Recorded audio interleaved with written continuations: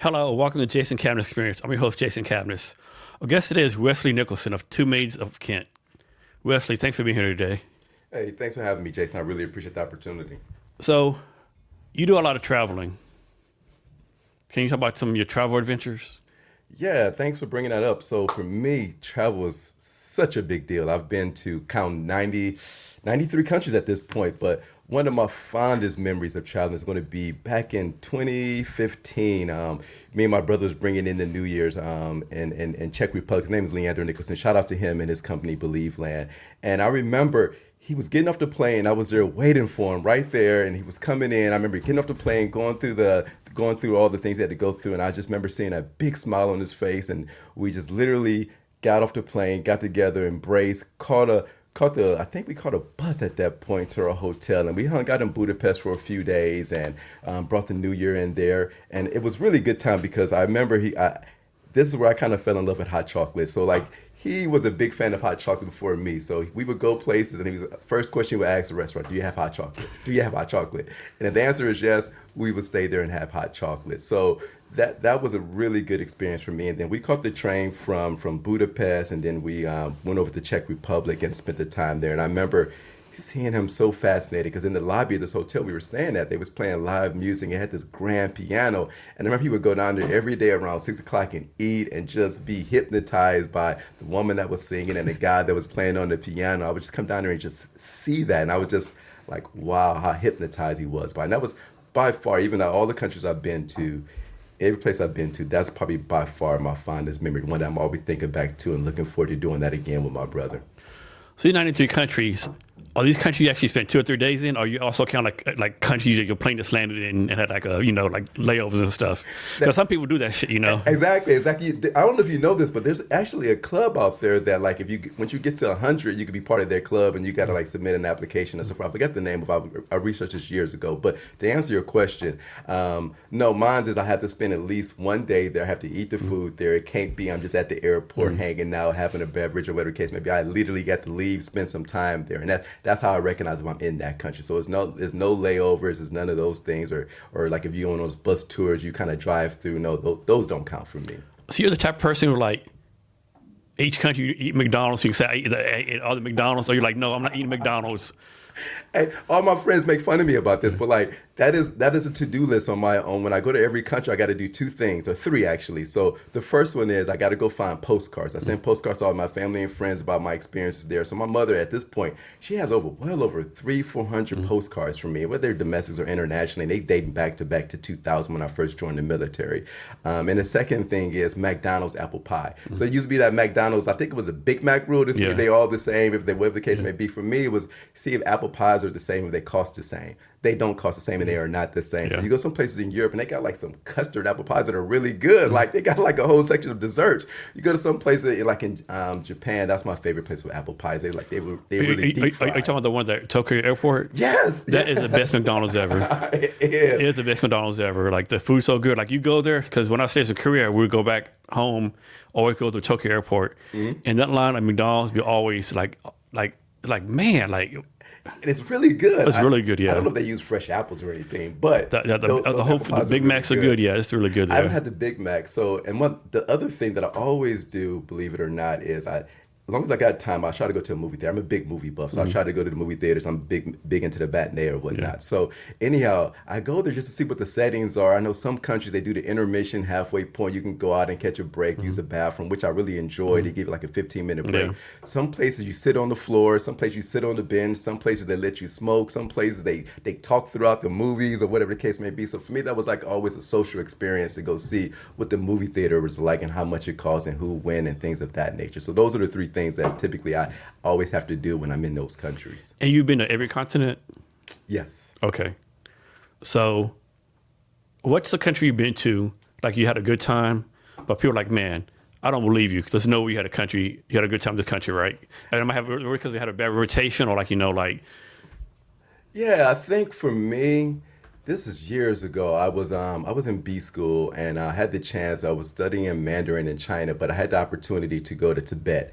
And that was such a surreal experience, just going there, seeing the Patolo Palace. And at this time, I was fresh out of the military, so I was growing a beard. I had like I don't know if you remember back in the day, the 18 with Mr. T. So Yeah, I had like yeah. a mohawk. So imagine me, African American, I'm running around Tibet. I'm a bigger guy back then. I was working out a lot more. So I remember I'm bulkier. I looked like I was a wrestler or whatnot, but I'm walking around Tibet, and it was just simple, and I just really enjoyed it. I felt that peace there. I remember the first time, I think it was, they call it yak meat, which I think is like goat meat or something to that degree. But it was just a fun experience. I remember meeting the guy. He owned a restaurant, and he had some instruments there, and he just let me play on the bar. It was a slow day anyway. It was like in the middle of the afternoon. Nobody was really there, but he let me get up there and play on the piano and play on the drums and whatnot.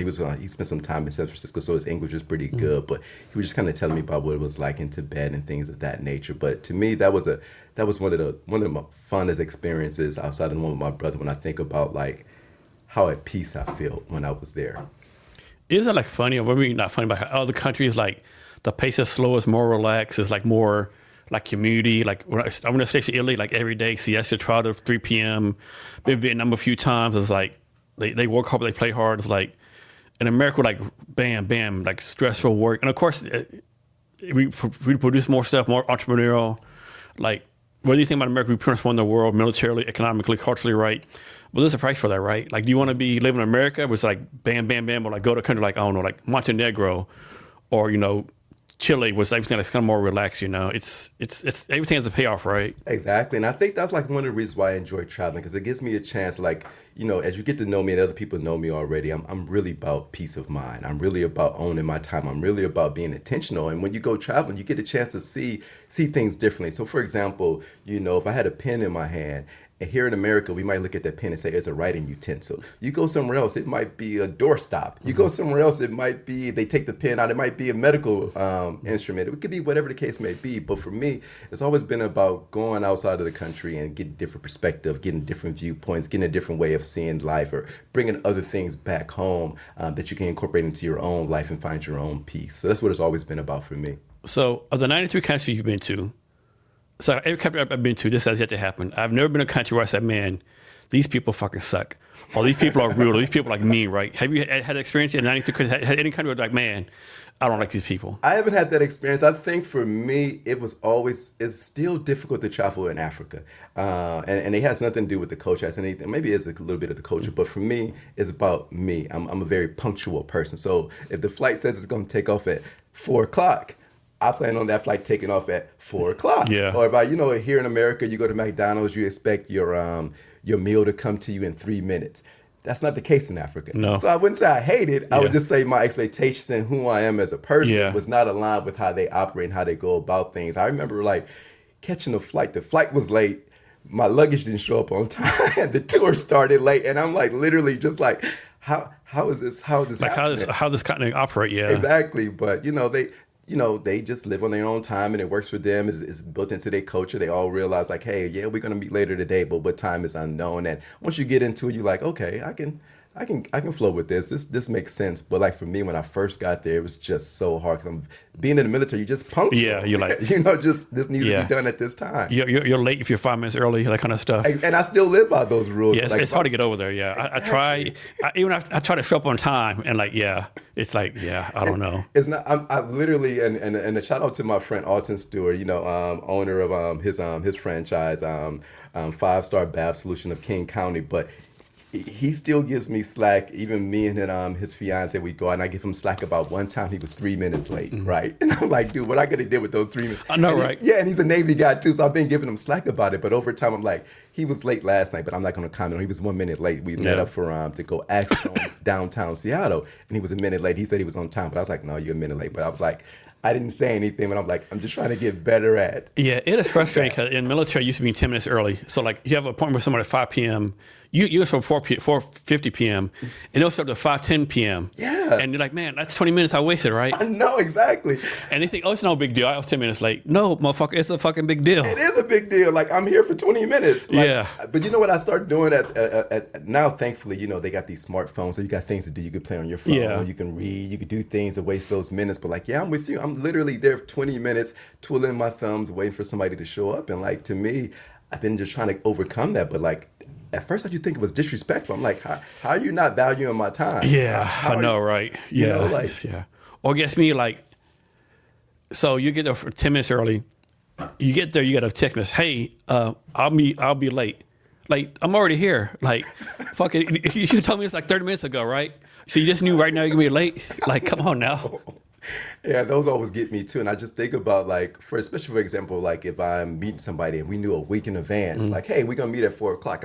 I'm thinking, okay, you should know at this point you got more than enough time to be on time. If you're getting off work late, okay, but you can tell people. But I'm with you on that. I'm like, just let's be a little bit more thoughtful. If you're gonna be late, just give me a heads up, or tell me a better time that you can make it make sense. You know, or at least lie to me. Say you got an accident, or the train got run off the rails, or you know, like something. You know. Exactly, that would be helpful as well. It make me feel a little better versus you just being late for whatever reason it is. So yeah, I'm with you on that one. So what's the next country on your bucket list to go to? Yeah, for me, this like I think about last year it was just a brutal year for me in 2025, just with leaving corporate, starting a business, and other personal things going on. So this year is gonna be like really to help with like the year of self care. So I signed up. I'm going on an 8-day silent retreat in Italy. So I'm actually looking forward to that. What part of Italy? Sardinia. Okay. So yeah, it's a little island there. I got to go research what it is Yeah. about, but I was more so interested in like I just need to be somewhere for 8 days, not talking and just kind of just relax. Have you been to Italy before? I have, but Okay. not that part. I can't remember where I was at in. Yeah, we were stationed for Vicenza like 2.5 years. Okay. Yeah. And- So obviously you know how good the food is, the wine is. I remember going to eat like here's the house wine, like man, like house wine, like oh my god, this is your house wine? Shit, what's the wine you got to pay for? But that's Europe, isn't it? Though? Yeah. I remember years ago. I remember buying a good bottle of wine for was it €1 or €2, which is equivalent to like $3.50 or something Yeah. like that. Could you imagine? You're not getting anything No. for $3, so you're not even getting a glass of wine. No, let alone a bottle.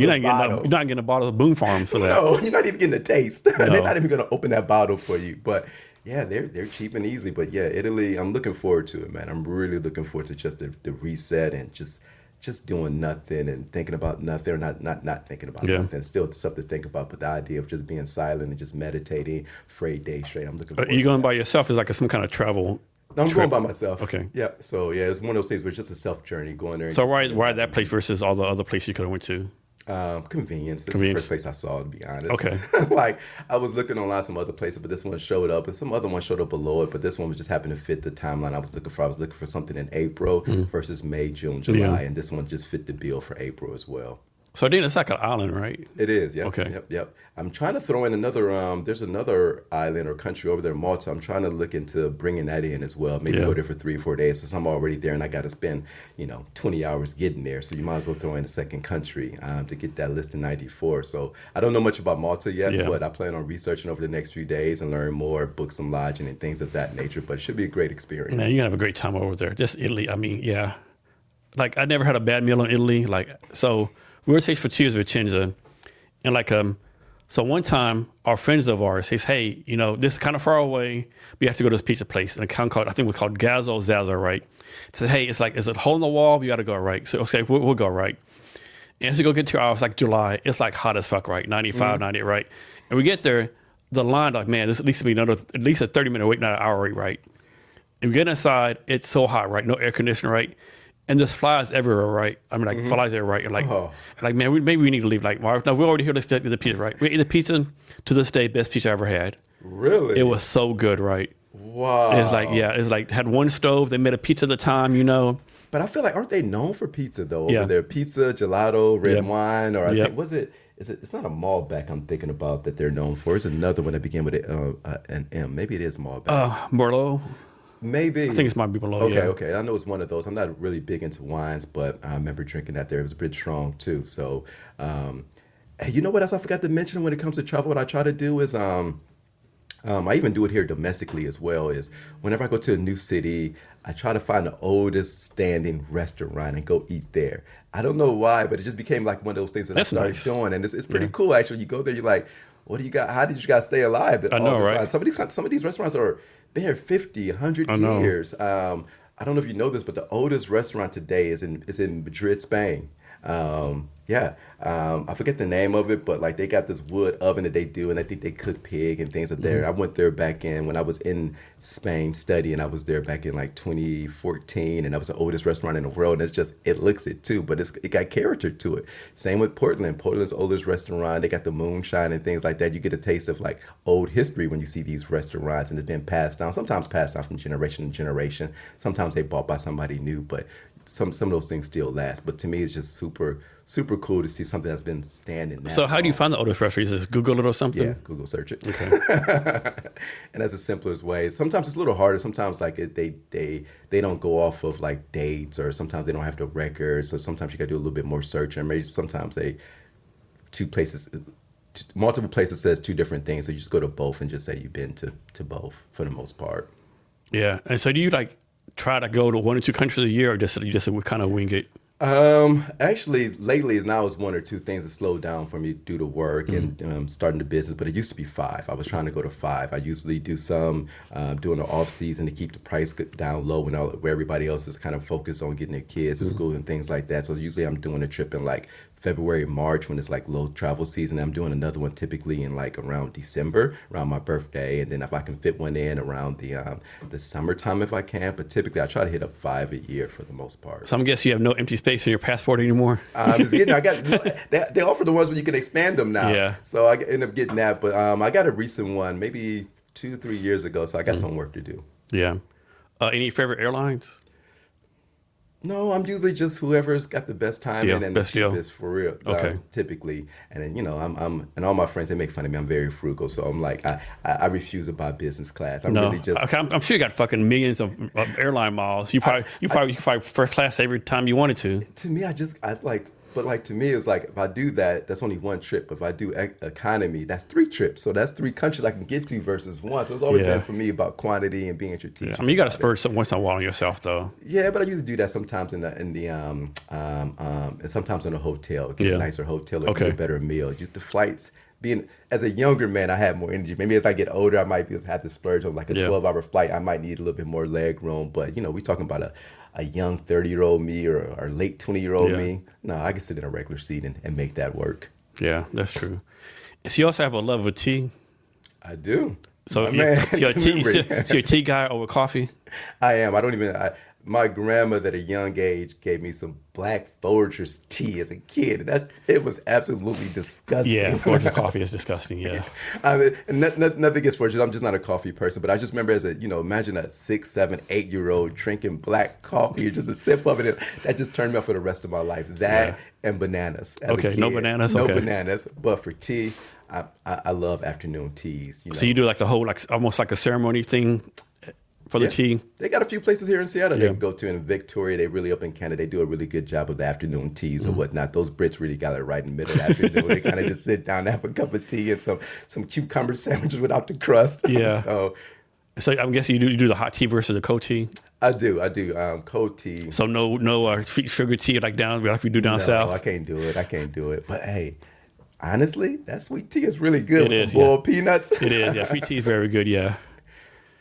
Yeah. So any favorite tea that you do, or it's like I'm guessing there's like all these different kind of teas, different companies, different brands. There's a lot of different teas. I think for me, I've been mostly on oolong teas. You got like High Phoenix. You got some ones out of Taiwan that's pretty good as High Mountain. But typically, I'm more of an oolong fan for the most part, and I can like really nerd into this. Like you got different temperatures, you got to steep it for a different time. Some of you can steep longer and so forth. I really got into it, but I just enjoy it. And it's like this pure black tea, like you putting honey in it, lemon in it. No, the black teas I usually won't touch it. I usually just kind of like keep them strong for the most part. Okay. But I think the biggest thing is for me when it comes to tea, it's not really just the taste. It's really, some of those Asian cultures, they got these little small, like similar to your cups here. So you drink tea out of these small cups and it just makes you focus on just drinking the tea and just calms you down and just relaxes you. So in the middle of the afternoon, I'm just, pouring a small cup of tea and you just in your thoughts, you just Yeah. taking a break. And I think that's what really grew on me. It's not really necessarily just drinking tea. It's really just the technique of it, taking your time to steep it for 4 minutes and setting a timer and actually, being intentional about it. I think that's what got me to drinking. And you more tea. drink tea the same time every day? Like you have the schedule that you pretty much stay to? That's the military in me. Yeah. So I'll get up and make some tea Yeah. and so forth and so on. Same thing in the afternoon. It's usually around the same time. Okay. And so you were in the Navy, correct? I was. And how long were you in? I was in a good wholesome 12 years, my man. 12 years. And what was your job in the military, in the Navy? I did a lot of different things. So I started off as a firefighter on a ship called USS Blue Ridge. And there you just kind of, train and do maintenance and things of that nature. But it was a good learning experience. I thought I wanted, like, when I got out of there, I thought I was going to get out after 4 years, but I ended up staying in longer. I thought I was going to be one of those, I forgot the name of them, the people that jump out of or those hot shots or something. I saw a movie about those guys that go fight those forest fires. I wanted to be those when I was in my young 20s, but never got around to it.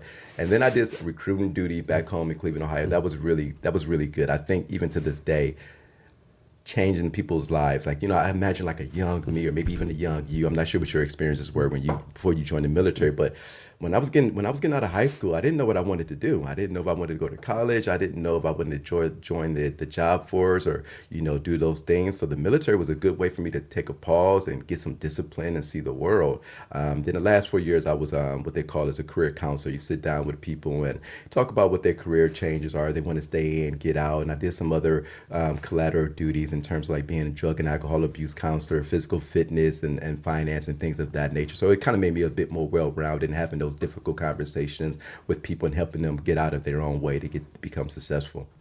So you're born and raised in Cleveland? I am. You're a big Cleveland sports fan?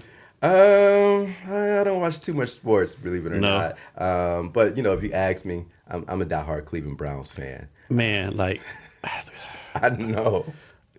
like I'm a Cowboy fan. We haven't done it in 30 years. Man, it must kind of suck to be a Brown fan sometime, right? It does. It does. I mean, the shit they do, right?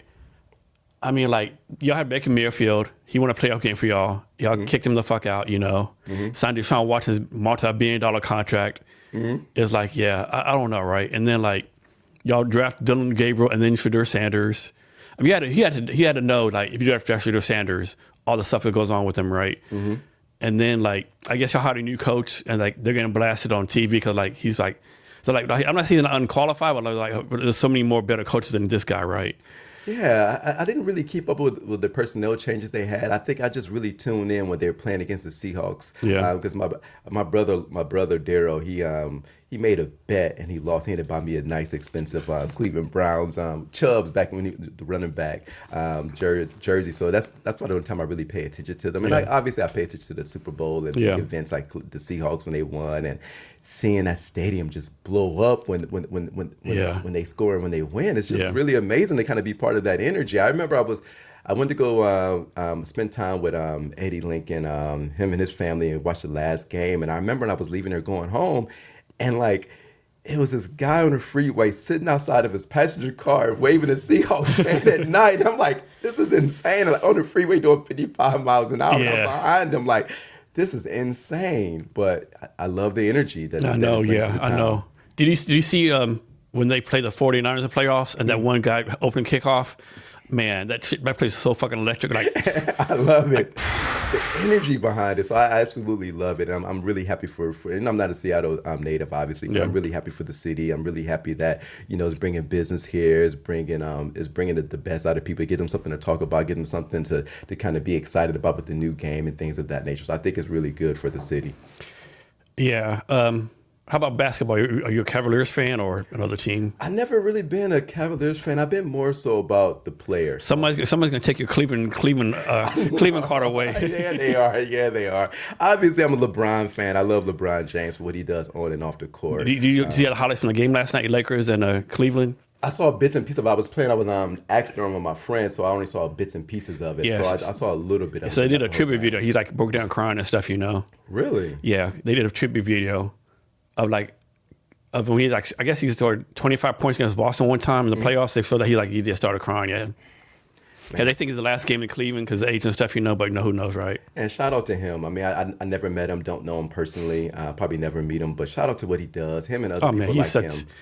I don't care what you say about who's the greatest player or whatever. Like he's just a great person, right? The stuff he does off court, the schools, the much stuff he does. Yeah, like. And I can only imagine there's things that we just don't know in the public that he does, you know, that he just does anonymously. So kudos to him. But getting back, so I grew up, I'm big into point guards. So I grew up watching Allen Iverson and that killer crossover and Tim Hardaway back in the day. Oh, I forgot about Tim Hardaway. Yeah. Oh man, he had a killer crossover. So I've been more so about watching guards play. And even now when I watch basketball, I'm really watching particular players. So like Steph Curry, he like the way he changed the game with those. I know, It's insane, man. Man, that performance he had against France in Olympics last time, man, that's been an all-time great performance, right? The devil named Curry. No, I can imagine trying to run around him, check him. I couldn't even imagine. And you see that one shot when he shot like two people on him, LeBron and Kitty, like be passing the ball. Like I got this. Exactly. Or how about before the game starts, he shoot those wild shots like out in the stands. I'm like, wow, how's he doing that? So I'm always a fan of watching him. I'm slowly growing into enjoying Luka. That's just a different style of play that I'm not used to. Yeah, he has his own style. Like you're not going to speed me up. Exactly. You're not going to slow me down. I don't care if there's 5 people, I'm getting that spot. Exactly. So I appreciate his ability to do what he needs to get done on the court. So I respect how he does that. He scored 40, 15 rebounds and 10 assists. Like when did this happen? How? I don't remember him making a shot. Like Back in the day, he would remind me, and again, this is not to shout out towards him and anybody, but like he reminded me like back in the day we played, it'd be that old man that just schooled everybody. Yeah. He reminds me of that guy. He shoot way back here. And it goes in every time. So he reminds me of that player, those type of players that's just, it's nothing you can do because you expect something different and he gonna tell you exactly what he's gonna do, but you expect him to do something different and he doesn't do it and he's just nothing you can do to stop it. So I enjoy watching that. So LeBron, I know they always compare him to Michael Jordan. I always thought that he's been compared to Magic Johnson instead of LeBron. I mean, instead of Michael Jordan, right? Because Magic will also like pass first. LeBron's pass first. I always thought his comparison should have been Magic Johnson instead of Jordan and Kobe Bryant. But this is me, Yeah, I think I never tried to compare him because he's an anomaly. We talking about somebody that got the skill set of a lot of different players. His size, his ability. He can guard everyone. And just not just that, like his approach to life. Like if you think about most athletes, they just want to be good on the court. You know, he's good. He's good on life. Yeah, he took an approach where he took care of his body. So he started spending tons of money on his body and he had like the Tom Brady approach. Exactly, and that to me, I'm like, you can't compare that to anybody because you start comparing somebody that been in the league for 5 years versus like him. He might be in the league for 20, 30 years, or whatever the case may be. So it's hard to compare. But longevity, man. I mean, love it. He's averaging like 20 points a game, 8 rebounds a game. Like he could. I think he could play to 50, but obviously not. Like he would have have a reduced role, you know. Exactly. At 50, he maybe 10, 15 minutes a game, you know. But if he wanted to, he could play forever. You can't discount him, even at his age now. So you really can't discount him. And my other player, to the late great Kobe Bryant. Yeah. Oh man, I just loved his killer mentality. I just love that sheer will of just the competitive nature. And that's, for me, that's how I kind of look at life. I look at life as like, I just want to dominate life. I just want to dominate whatever life throws at me. You throw this challenge at me, I want to dominate it. And when I see him, when I heard him talk about like how he approaches competition, it just inspired me. Like he just wants to kill the competition. Just think how good the Lakers would have been. I mean, they were good as it was if Kobe was like, had a little bit more fun, and Shaq was a little bit more focused, right? Because Shaq was fun. Kobe was like focused. They just like, what I'm saying? This like Kobe hang out once in a while, right? Fuck around some. And Shaq, dude, like, can you get fucking serious? You know, exactly. Like everything's not a joke, right? It would have been so great, but you're absolutely right. But like, I can imagine like you're not taking out of Kobe. No. That was ingrained in him since birth, probably. Yeah. That killer mentality. I think he wanted with that, right? I think if he tried to go to counsel, he wasn't getting that out of him. It just wasn't him. I remember hearing stories about like he would tell people like, "Hey, I'll meet you tonight, but we got to go practice." Yeah, I remember that story. Yeah, I'm like, we're gonna party at 5 a.m., but you're gonna be at 6 a.m. working out. I love it, man. Like that's the approach people, we all should have. It's something that you want. Like if it's something you're going after, you should have that approach. That there's nothing getting in your way. You just got to do the work. So love it. Yeah, unfortunately, a lot of people want like the shortcuts, right? Yeah, there's no shortcuts, my friend. There's not. Shortcuts. Like kills me, like I guess this someone trying to pass a law to watch for like you only work 32 hours a week, but like 32 hours a week, but you're not going to get the results right. Yeah, I don't, like I think there's a balance there. I think there's no shortcuts, but I also think that, if you can fine tune your approach to something, like when I think about business, right? And I think about like my business, Two Maids, and like, yeah, sure, whether you work 30 hours or 60 hours or 80 hours, but if you can squeeze in it in 30 hours by being, smarter, whether it's with your marketing dollars, whether it's with your routes to going out and clean homes, whatever the case may be. So I do think there's a balance there. I think when I'm thinking about like, there's just no shortcut to, you just have to do the work. Now, if you can find a way to optimize it, you can find a way to do it quicker and better, good on you. But first, you still got to do the work, and then you get better at it, then you optimize at it, and then you kind of find ways to do it quicker and so forth and so on. But like, there's no way of getting around. You got to do the work. So back to the Navy, what are some like leadership lessons you learned in the Navy that you're using now for your company?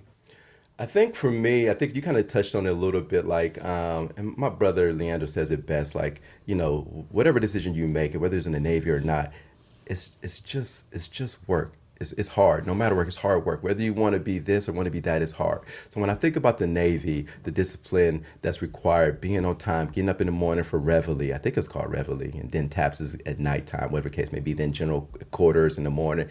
That routine, that share, get up, work out, get to where you need to be for inspection, do the work, have lunch, and like you get into a routine. And I think that's what I bring forth into like when I think about my franchise, Two Maids, is where it's just put your head down, rinse and repeat. Whether, you're going out, just do the work, get into a routine. When you get there, take a view of the house, get into the routine. Like we got a simple technique of how we clean, it's top to bottom, back to front, left to right. Remember that and get into the routine and you won't miss anything. And I think that's what I enjoyed about the military. They just kind of put that discipline inside of me. And what year did you get out? I got out in 2012. Okay. And so, a lot of military people have trouble transitioning, right, for like various reasons, right? I think one reason a lot of people got in the military like kind of isolate themselves, right? They know they need help. They like it's like in the military you kind of like train like don't say to the press. At least when I was in, like don't say to the press, don't ask for help. And now they actually need the help, right? So, and of course, like the job search has always been like kind of messed up, right? Like when I got out in 2015, they were like, hey, go on LinkedIn. But no classes, no nothing, right? Hopefully they've gotten better, right? So any advice on people getting out of the military now to have a smoother transition that we might have? Yeah, I think the biggest thing when I look back on my transition, I wouldn't say it was a great one or, a bad one or anything of that nature is, you have to have a plan. You have to ask for help, and the second part of that is really important, asking for help. None of us know it all. This is whether you believe life is a solo sport or not, that's your own perspective. But ask for help. Ask for, get feedback. Put yourself out there. If you say, hey, when I get out of the Navy, I'm going to be the president. Okay, cool, great. Go ask some politicians, what did they do to get into politics? Go ask somebody that's doing that work. Or if you got some other buddies, ask them. Make sure that, because we all sometimes get stuck in our head. You think you're going to get out and you're going to do all these great things, and you are. But you need to ask for help. You need to ask, how do you go about this? What's the best approach to this? And I think for me is really have a plan and ask for help. Yeah, I think one thing a lot of veterans struggle with is just my opinion. Like in the military, they're pretty much like PT 6:30, work 9 o'clock. They're like, you're pretty much like told what to do all the time, right? Generally, right? You get out, no one's helping you move. There's no structure. Yeah, like also in the military, like, hey, soldier, do this Excel spreadsheet for me, right? That ain't shit happening now. It's like, it's all you, right? There's You have to do it. And that's what I mean, like have a plan. You got to sit down so you can execute. When I think about military members, they're the best in the world at execute. You say, hey, there's a hill, take the hill. They're going to find a way to take that hill, whatever it is. When I was in the Navy, we have like these working parties and like you get it done. And the commander will say, hey, we just need this done. Somebody's in charge and like, hey, they have an idea, but they know how to execute. So when you got those skill sets, you have to take that and you have to execute. So when you get out, you need to look for a job. Guess what?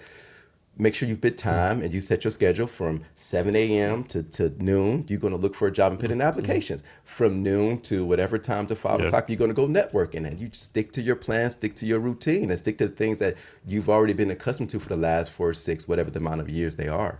So, Chris, I do have a lot of veterans.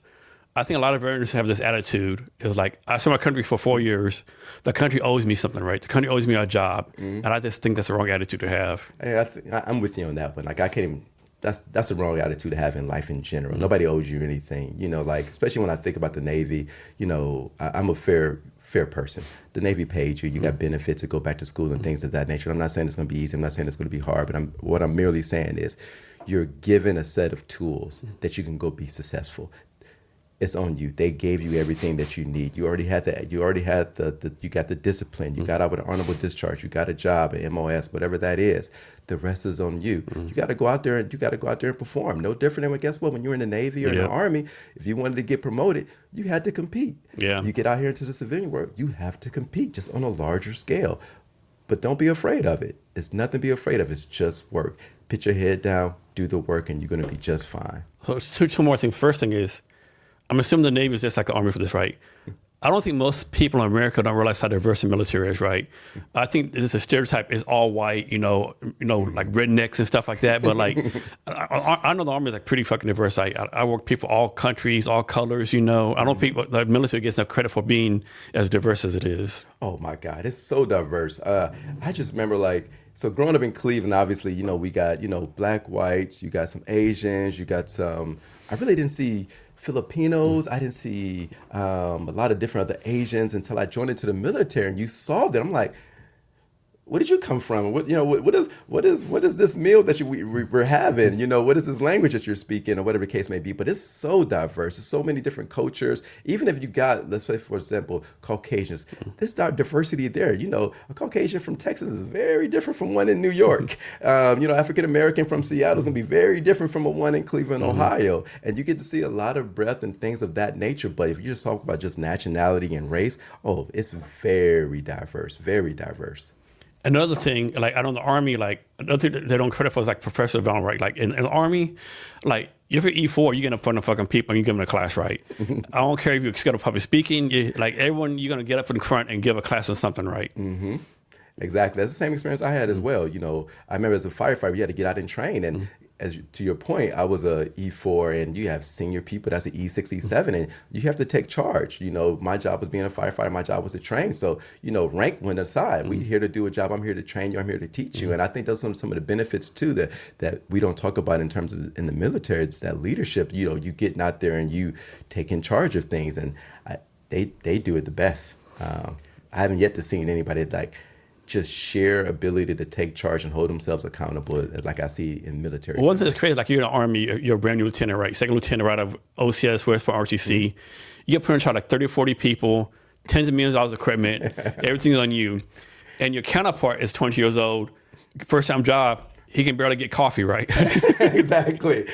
That is it. And you're on the other side of that. I wasn't enlisted, so you was an officer. Yeah. My friend Alton, he was an officer too. So we always give each other slack about that. And one of my mentors, Will Nelson, he's an officer as well, or was an officer, retired, and we call each other shipmate. But yeah, you're right. Like, it is very different. I can only imagine the pressure you guys had. Like, fresh out of college, 21, 22 years old, you probably had a degree, and I don't know what you have a degree in. I don't know.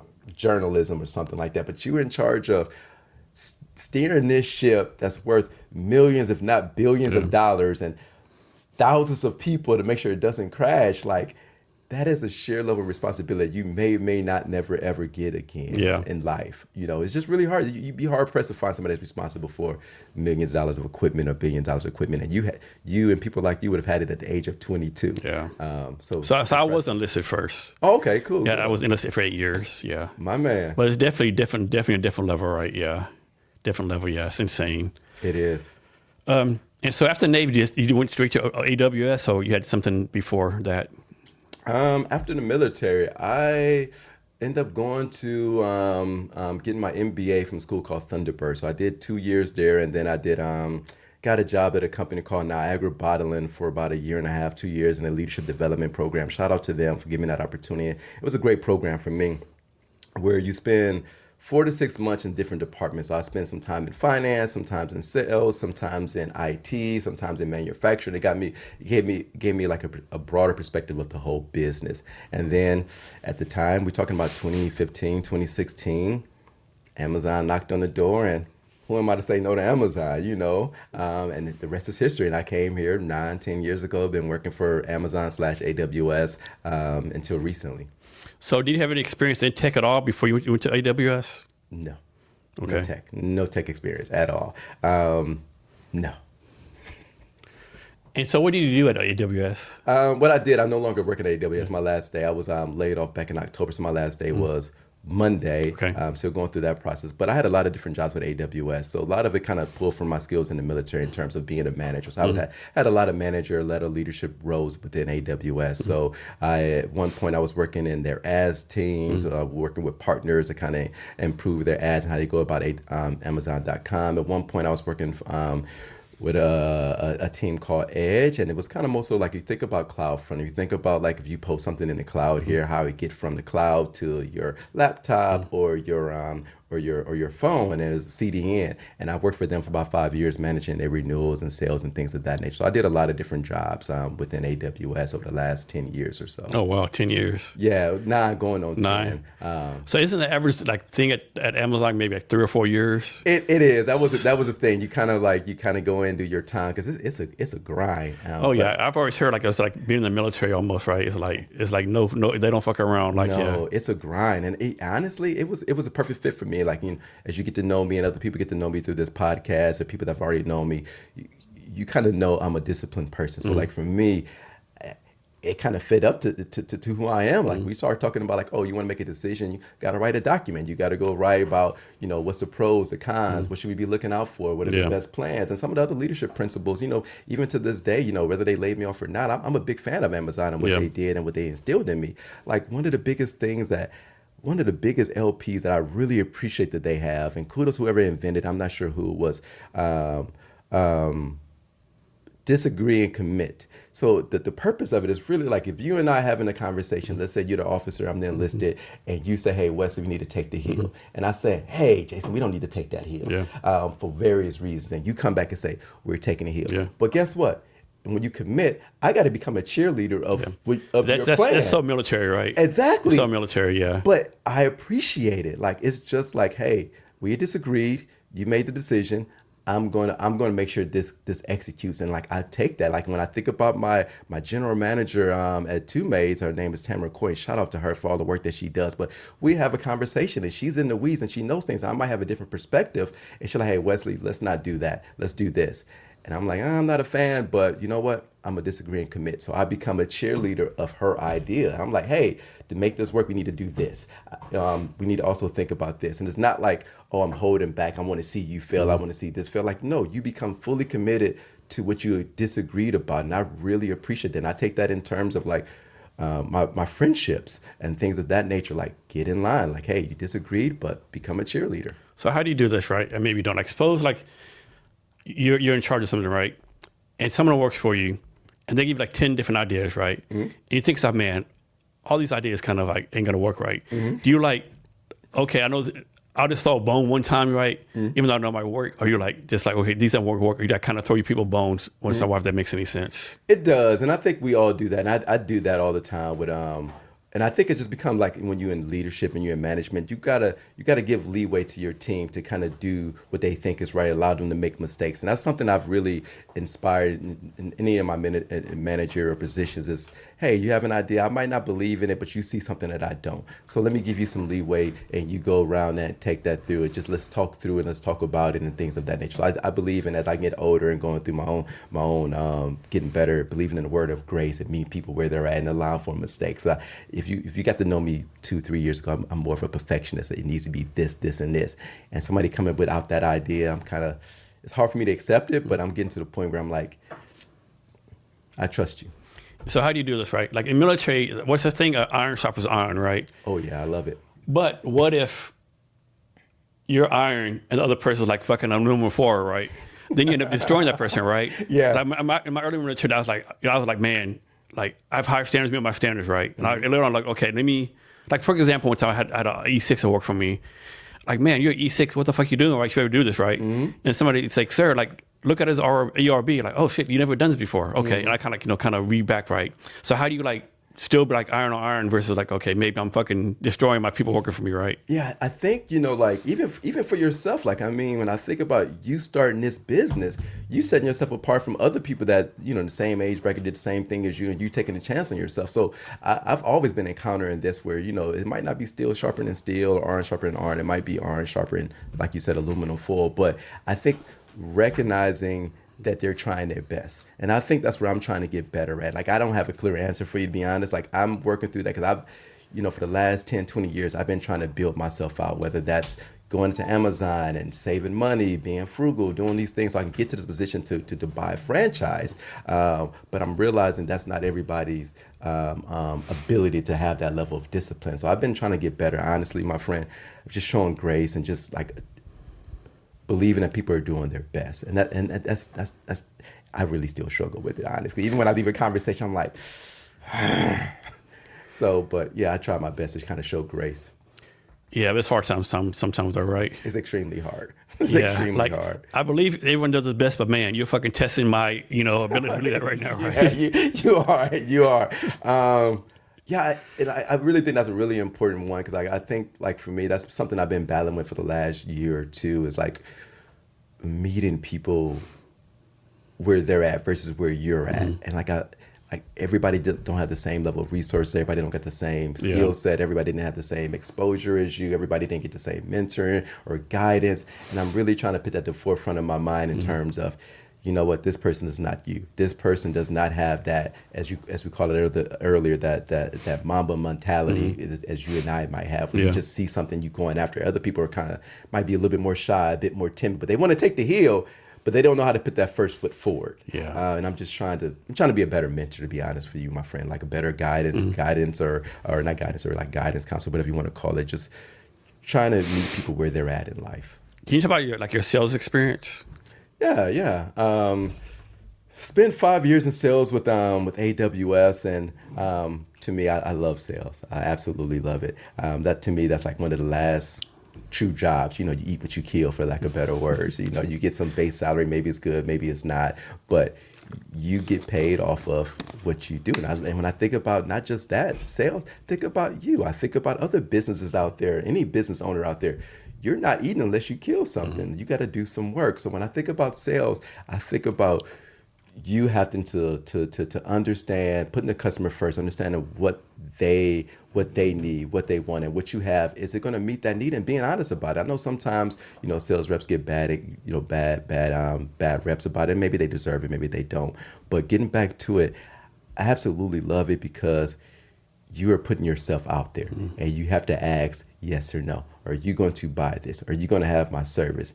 And you got to ask for that dollar amount. So like for me, and you reap it. And at the end of that sales call, you be like, I killed it. All that preparation, all that research I done, all the no's I had to hear. Especially if you think about like dialing for dollars, you on the phone, you just picking up dialing, getting hung up on somebody cussing you out, and all you need is that one person to say yes. And then like it just changes your perspective, it changes your day, it changes your outlook, it changes how you feel that time. So for me, sales is one of those things where it's a lot of personal growth there if you go into sales.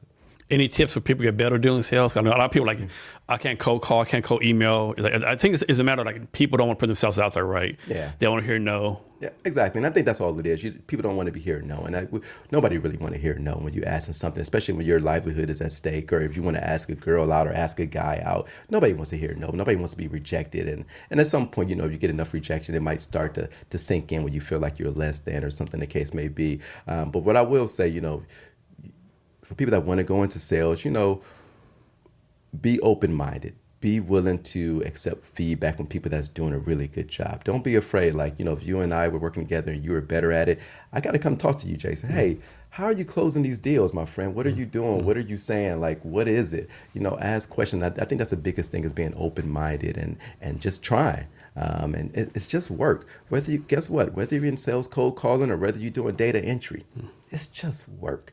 That's a good way to look at it, yeah. So next, can you talk some about your grandmother's entrepreneurial spirit and your brother's small business success? Yeah, definitely. Thanks for bringing that up. So when I think about my grandmother, she passed away some years ago, same with my grandfather. She owned a daycare called Kitty Tots Nursery. I think it's still open in Cleveland, Ohio. funny thing, I still remember that number because when I got older, my mother worked there and we had to call that number when we got home from school to make sure we got home safely. But looking back on it, I'm not sure, other business owner out there, but like, it is hard work. It might look easy. You might see that business owner with his feet popped up, but I assure you, that brain is just spinning with ideas, spinning with how I'm going to get payroll, how I'm going to get marketing out there, how I'm going to pay the rent here and things of that nature. So I think about my grandmother and, she had 3 daughters and then 2 grandkids and then holding down the business and, whether it's making sure you got the right level of insurance, making sure, you got the right staffing and things of that nature.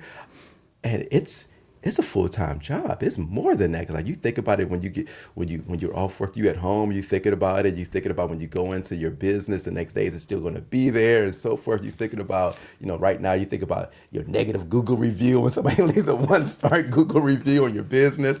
But she always did it. Like when we went to her house, I just never seen the stress on her shoulders.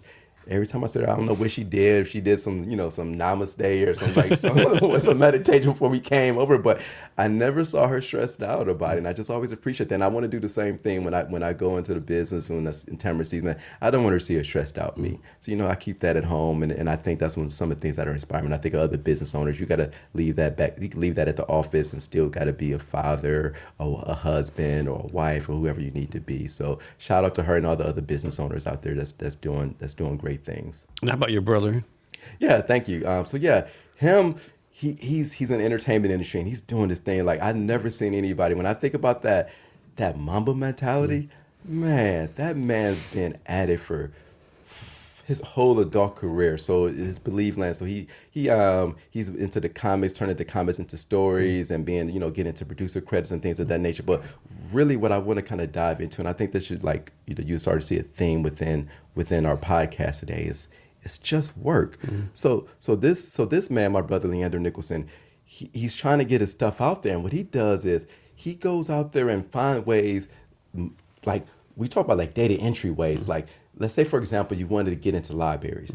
This man would go research every library in this state, then in the country, then go into other countries and get research information to start emailing, see how he can get his books into the library. And people don't realize AI is not doing that. That is you sitting down, putting in the work to be successful. So anytime I see like a person like you or anybody that's successful, I'm like, what did that person do? What level of discipline did they have to reach down into to get to that level of success? And we talked about LeBron James earlier. All we see is him on the court playing ball and making these shots. You see Steph making these shots. I'm thinking about how many shots did that man take to get to this point. Thousands, right now. millions, yeah. And that is the key. So when I think about my brother and his success and what he's doing, it's that discipline he has. It's that go-to attitude, not letting anything getting in the way. So shout out to him and shout out to people that's doing that, whether you're an athlete, whether you're a student, whatever you are, putting in that work. Yeah, if we move on, shout out to Taylor Ray for introducing us to each other. Yeah, shout out to her. Yeah, thanks again. I'm looking to connect with her again. I know she got some great marketing ideas, so hopefully she's doing well. I know it was like the geofencing, so I'm happy that she put us together. And me saying like she just graduated from college, Pacific Lutheran University. She doing her business too. Like man. So you graduated from college and got a business going on. Like goddamn. I know. I met her at a networking event. Shout out to Kent Chambers of Commerce. It was there, and we met, and we start talking, and she gave me what she does, and I was like, hey, anybody podcast? She introduced me to you some months ago. Shout out to you as well, because you've been doing great things. Because I think we connected back in October or September, and I just now got on your calendar. So that's what that means for you. You're doing this day in and day out until now. So again, you're doing the work. So I think about like you making this look easy. Like the question you're asking me, I'm thinking about you at home at night thinking about like, hey, how do I get this person to go here? How do I get this person to stay away from here? And like nobody's thinking about that. People's like, oh, this is and keep in mind, this is one take. We're not doing this like stop, go. No, it's take. Like people don't realize like how I operate. Like I ask you a question, right? You're answering in my mind. There's hundreds of questions in my mind, right? Exactly. And whatever you stop, I ask a question, unless it's something you don't want to talk about, right? Yeah. But it's like somebody like a lot of, it's like Generation Z, Generation A now. All these generations that kind of get shit on, but man, they're doing great things, right? Taylor Ray's doing stuff. Had this one young lady come to the podcast maybe a month or two ago, Eleanor Knight, right?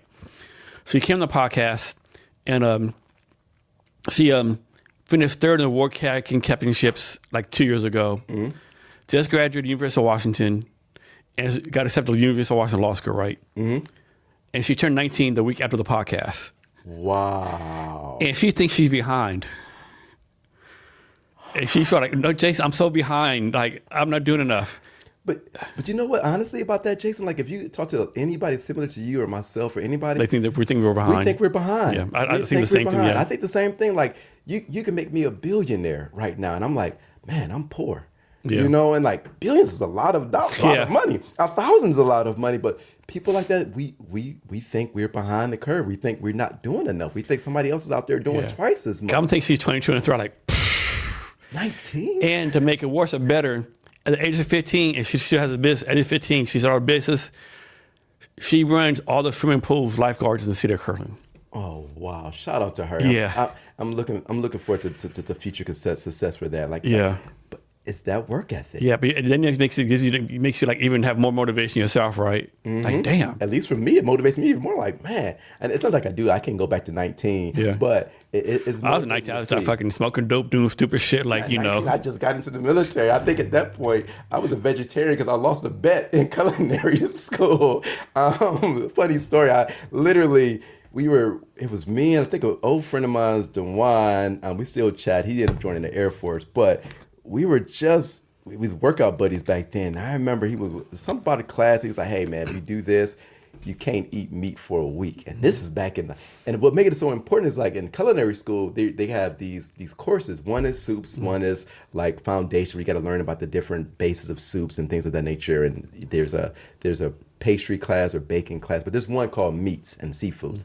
Obviously, you got to taste the meat and make sure you know what you're cooking or whatnot. So this is a big deal. So you tell me I can't cook, I can't eat meat for a week, and I got finals coming up within the week. So I lost the bet. And long story short, I ended up being a vegetarian for like 5 years, man. It was just crazy to think about. I haven't thought about that in years. But yeah, I remember going to boot camp as a vegetarian, eating peanut butter and jelly sandwiches majority of the time. Do you still do a lot of cooking? No, it just didn't have the same appeal. And I got my love from my grandmother in cooking, and I thought I wanted to be a chef. And one of those things, you can't always turn a passion into a career. It's just some things are just meant to be doing out of love, not meant for you to go do 9 to 5. And I learned that the hard way. Went to school for it, ended up cooking for the Cleveland Indians at the time. They called the Guardians, the Levy restaurants. Fun experience, again, the hard work of prepping and being a 19 or 18-year-old cutting fish for 8 hours a day. Then you got to go on a date with this hot girl, and you smell like seafood. You got to learn these tricks of cleaning yourself with lemon juice and things of that nature at that young age. So, vegetarian for 5 years. I forgot about that. Man. So let's talk about the transition from AWS to your current company. Mm-hmm. Was it like you've been thinking about starting a Two Maids company for like 3 or 4 years, and then the opportunity came, or was it like, I'm getting laid off, I need to come up with an idea to start my own business? No, I didn't think about the laid off part. That came after the fact. So as I'm mapping out my life, I'm like, okay, I did 10 years in the Navy. I did 10 years in corporate, and I'm gonna do 10 years as a business owner. And I think the next avenue for me is gonna be something in nonprofit or some type of professor or something of that nature. So I just wanna be like, when I get to 65, my friend, I'm sitting down, checking out the sunset, sunrise. I just wanna look back you sure at a lot about of that? memories. Sure about which part? Retiring at 65. Probably not. Let's call it maybe 75 or something of that nature. Have you heard of the term called 10 toes up? No, I haven't. 10 toes up. You're going to work until you're 10 toes up in the grave. Like, work till the last day. I can see that. Yeah. I can see that. Yeah, but when I get to that point, my friend, I want to look back on a life of just not doing the same job, doing a lot of different things. But to get back to your point, so the comment you made earlier was really important. I think this is like shout out to your subscribers as well, as iron sharpens iron. So when I got here in Seattle, that's when I met Alton Stewart and Eddie Lincoln. And these are people that I've been talking to every weekend. We get together and we talk about money, we talk about career, we talk about life. So we go back to about 2021, 2022, me and Alton, we started talking about what else should we be doing? What else can we be doing to talk about passive income and things of that nature? So we started thinking about franchises. So, I landed on Two Maids, but well before Two Maids, I was searching for a franchise for about a year and a half before I got to Two Maids. So, it took me 10, 20 years to save enough money to buy into the franchise and get the skill set, get the confidence, put yourself out there and take the risk. Because again, this is your livelihood and you're taking out a big loan and you hope it goes positive, but it can go negative and, really impact you. But man, back in 2021, I remember I was looking at Fetch. I was looking at a gym. I was looking at parking lots. I was looking at closets. I was looking at healthcare, health services, a lot of different franchises I was like looking at the time. But as I got closer to when I finally realized I wanted to do Two Maids, is I was thinking about what made sense for me as a person. And I think about peace of mind. And as I got my house cleaner, and I remember coming back home from those long days at Amazon and my house being clean, and I was able to just to sit down, pop my feet up, and relax. And I want to give that back to people as well. Like, I think about as a single male, I didn't have the same struggles or same concerns as someone that has a family and they both parents are working, they got 2 young kids or 1 young kids and a pet or parents. Like, they don't have the time to clean. So I wanted to give back to that. So that's what Two Maids came into place for me. How does this work, right? Like, I'm guessing you have to, like how many people you have working for you right now? I have 6. 6. So yeah. I'm guessing you have to get background checks on them, have to get bonded. I was talking about like safety, that kind of stuff. Yeah, thank you for bringing that up. So shout out to Two Maids. They've been doing their thing since 2003. We got over 70 franchisees operating over 100 markets, and we opened up in May of 2015. So one of the things when you think about house cleaners, the point you brought up is being we do background checks on all our employees. So you go through, you do city, state, and federal to make sure that people that's going to your homes that don't have any criminal records and whatever case may be. And then to your other point, what's really important to me is when I think about there's, we all love our mom and pa's and they're not bonded, whatever the case may be. But when I think about those franchises or the big companies, they have a reputation to maintain. They have to make sure that those lawsuits are not coming to them. And whether that's good or bad, what I'm getting at is you have to be bonded. So what that means, if I come clean your home and you got this pretty vase on your counter and I break it, Tamara's going to reach out and let you know, hey, Jason, sorry we broke your vase. How can we make this right? Either we're going to put in an insurance claim to get it right, or we're going to go buy you, tell me where you found it. We're going to go buy it, we bring it to you. If it wasn't of value to you, you can be like, hey, you know what, Tamara, this is just a vase. I really don't care anymore about it. It was worth $100. Okay, cool. We're going to credit you $100 off your clean and make it right. And I think those are some of the things that's important. It's no different when I think of, again, I'm not here to give shout out to Amazon, but think about when you order something from Amazon, you doing it with the idea that you can buy it and you can give it back free of charge and get your money back. And I think that's when I think about like our house cleaning service is reputable where if something happened, we're going to make it right. And you got that peace of mind when we come into your home. And so in your clean houses, are the maids in there by themselves, or the people own the house actually there also? It's a bit of both. So sometimes people are going out, they leave us keys. Some people are like, they give us the keys and we got them stored away. We locked them up and so forth and so on. Some people give us codes to their smart keys, or some people are home when they do it, or sometimes their kids are home. So it's a matter of what people are at in their lives, how comfortable they are, what they got going on. But eventually, most of them probably usually move towards, they don't want to be in the house when somebody's clean, so they might go down the street, have a coffee or some cake. So how does it work? Like someone comes to you and say, I want you to clean my house, but man, I'm just not comfortable not being there, right? Like, how does that work? Well, they tell us what time they want us to be there. Okay. Like, for example, let's say you are a customer and you come and say, Tamara, I want you guys to come clean our house next Monday from 8 to 11, and you're going to be home. Cool, great. We show up there and we start at the top. Maybe you got 3 floors and we start on the 3rd floor. You stay on the 1st floor, get out of the way. We come to the 2nd floor. You still on the 1st floor. You come to the 1st floor. You move up to the 2nd floor. So it's a matter of where people are comfortable, what they got going on. And do your people have like cameras on themselves, like film themselves, that kind of stuff? How does that work? No, we don't necessarily film. We don't film when we in people's homes. Now, to your point, when I think about like content and we think about we want to show people the amount of work we do and how good of work we do, eventually we want to get there. So, we're going to start asking people for permission, like, hey, can we show before and after? Can we do these things? And we might film, but otherwise, no. We might do some things of like, the only time we're going to really take pictures of like if we break something, we want to take pictures of it for evidence and make sure that what's going on for that case. But Other than that, no, we're not filming in people's homes. We're not taking pictures. Okay. To me, that's inappropriate. I'm sure this will never happen. But like, suppose you have a person working for you. They work for you, say, like 10 years, right? Everyone has like great reviews. This person, the best of the best. And you send them to a new house, right? And the first day, that new house owner says, hey, like, what's going on? This person like drunk my beer, stepped on my bed, like, so you're like, man, there's no fucking way this person did this, right? Yeah. Like, how would you handle that? We're gonna take the side of the customer. What we would do is make that right, and we just wouldn't send that same person there again, for the most part. And we would talk to the person, hey, what's going on? Have the conversation. They might say, yeah, I couldn't help it, man. They got some good bourbon. Yeah. I had to take it out.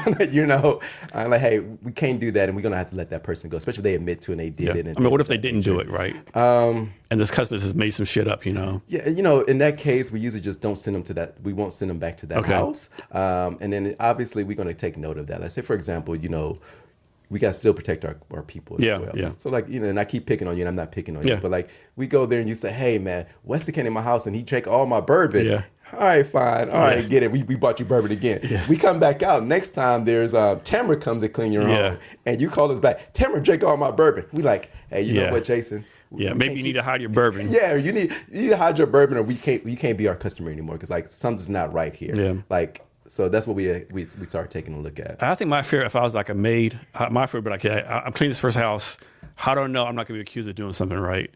I think that'd be my biggest fear, is being a maid, right? Surprisingly, we've been in business since May. That hasn't really been an issue. Like, I think, as much as negativity we see in the world, we hear all these things of fraud and so forth. But for all intent and purposes, what I'm coming to learn is people are pretty honest about most things. People are like, they're not making things up. They got other things to do. Like, you talk about, like, even for you, I don't know what you got going on at home, but like, this is not really that important to you. So like, we're not really getting that for the most part. So define exceptional cleaning services. Define. So I think, that's a good one. I'm going to define it for me, how this is well for me. I look at it as a company that's reputable, that I know have an online presence, that they have something to lose. I look for transparency. Like, like if you go looking for a house cleaning service, everybody want to get you on the phone and talk to you, build rapport, do these things before they quote you or whatnot. That's not us. You go online, you can put in your information, the price is going to be there. You like what you see, you call us. And that's one of the things for exceptional. And we get into the house, and we have people that obviously know how to clean, because they spend 2 weeks during our training process, where we got that technique where I talked about earlier, and we're not missing spots. We sending 2 people out there. So like, if you and I go clean a home, I'm checking your work, you're checking mine, because the review that the client gives us impacts both of us. So you might work on the primary bedroom, and I might work on the kids' bedroom. But guess what? At the end of it, if you mess up, it's a hit on both of us. So like, having that in the background to incentivize the cleaners to do really good work. And the last thing is really coming home, and like, they paid attention to what was important to me. So like, I'm a stickler for dust. I just hate seeing dust in my house. So, when you put that out to the cleaners, like, hey, I don't want to see dust in these areas. Getting that stuff done and paying attention to those details. And lastly, what we talked about earlier is just coming home and the house looks and smell clean. I could just sit down on my couch and just relax and just be at peace. So to me, that's an exceptional service from beginning to end. We leave little thank you notes saying thank you, or any other tips or things of that nature. To me, and it's just easy booking as well. You could do it online. You could reschedule online. To me, that's exceptional. That's what we come to use when you think about technology.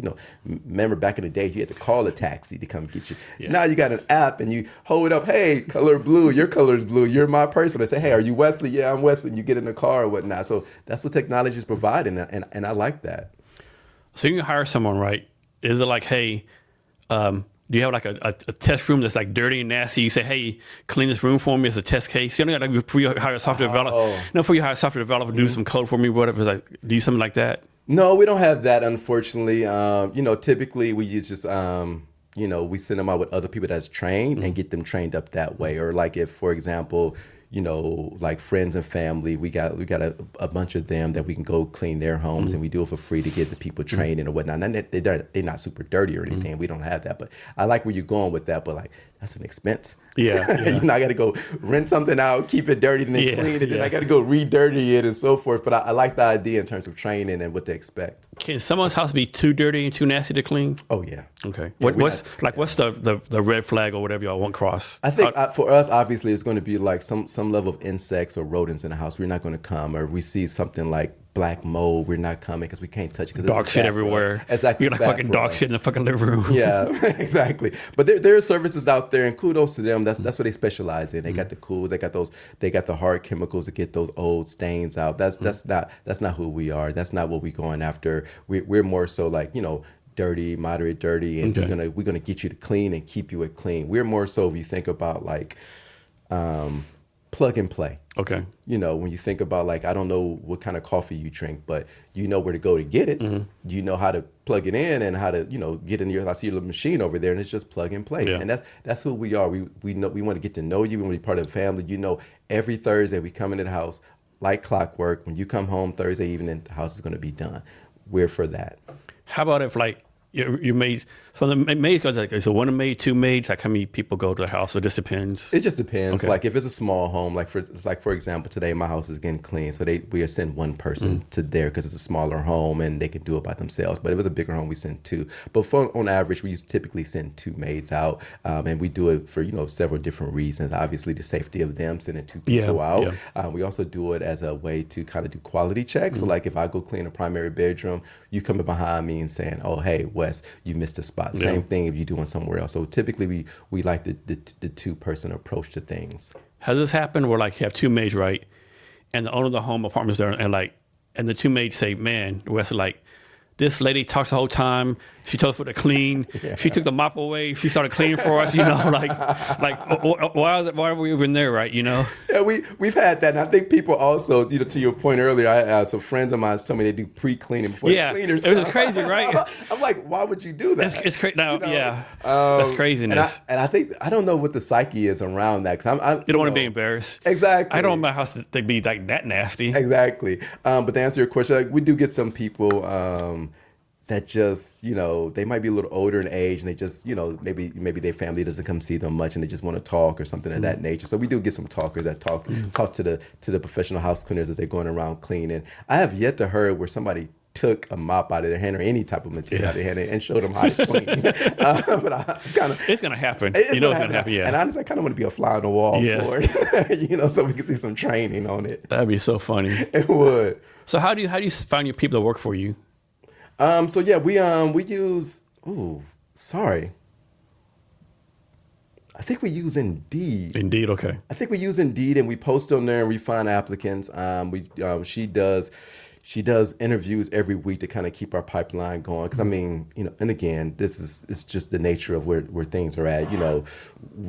This ain't the old days where people get a job and you stick to that job for 20, 30, 40 years. You might have them made for 2 or 3 months and something better comes along, or whatever the case may be. So, we always you got to have a talent bench, so to speak, and things of that nature. So, we do that, and we do on Indeed. But you know what?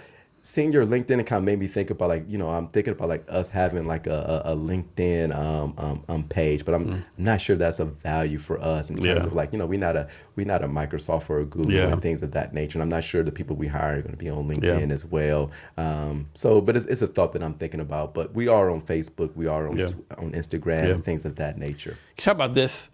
So like as far as the cleaning supplies, like you always buy the same ones. You have like a contract for someone. Like I'm making like using Lysol all the time. You like mix it up, and how does that affect your business costs? Yeah, so typically we buy forget the name of the people. It's not a contract, but we typically buy concentrated stuff that we just kind of put the water in. It's like when you think about bleach, you could put like a little ounce of bleach in like a gallon of water. We do things like that. Other things we get it offline, or we might go to Home Depot and get our vacuums and things of that nature for the most part. And we kind of leave it to the cleaners to kind of say, hey, these products not working that well. Like we used to use these one mops that wasn't working too well, that kept breaking. So we stopped using those. So we just getting the feedback from professional house cleaners, or we get feedback from customers saying, hey, I don't like the smell of this particular detergent. Can you use something else? And then we start trying to, playing around with like natural cleaning agents as well, for especially people that allergic to things, or they don't want those hard chemicals in their homes and so forth and so on. But we get our cleaning supplies from a lot of different places, whether it's Amazon.com, Home Depot,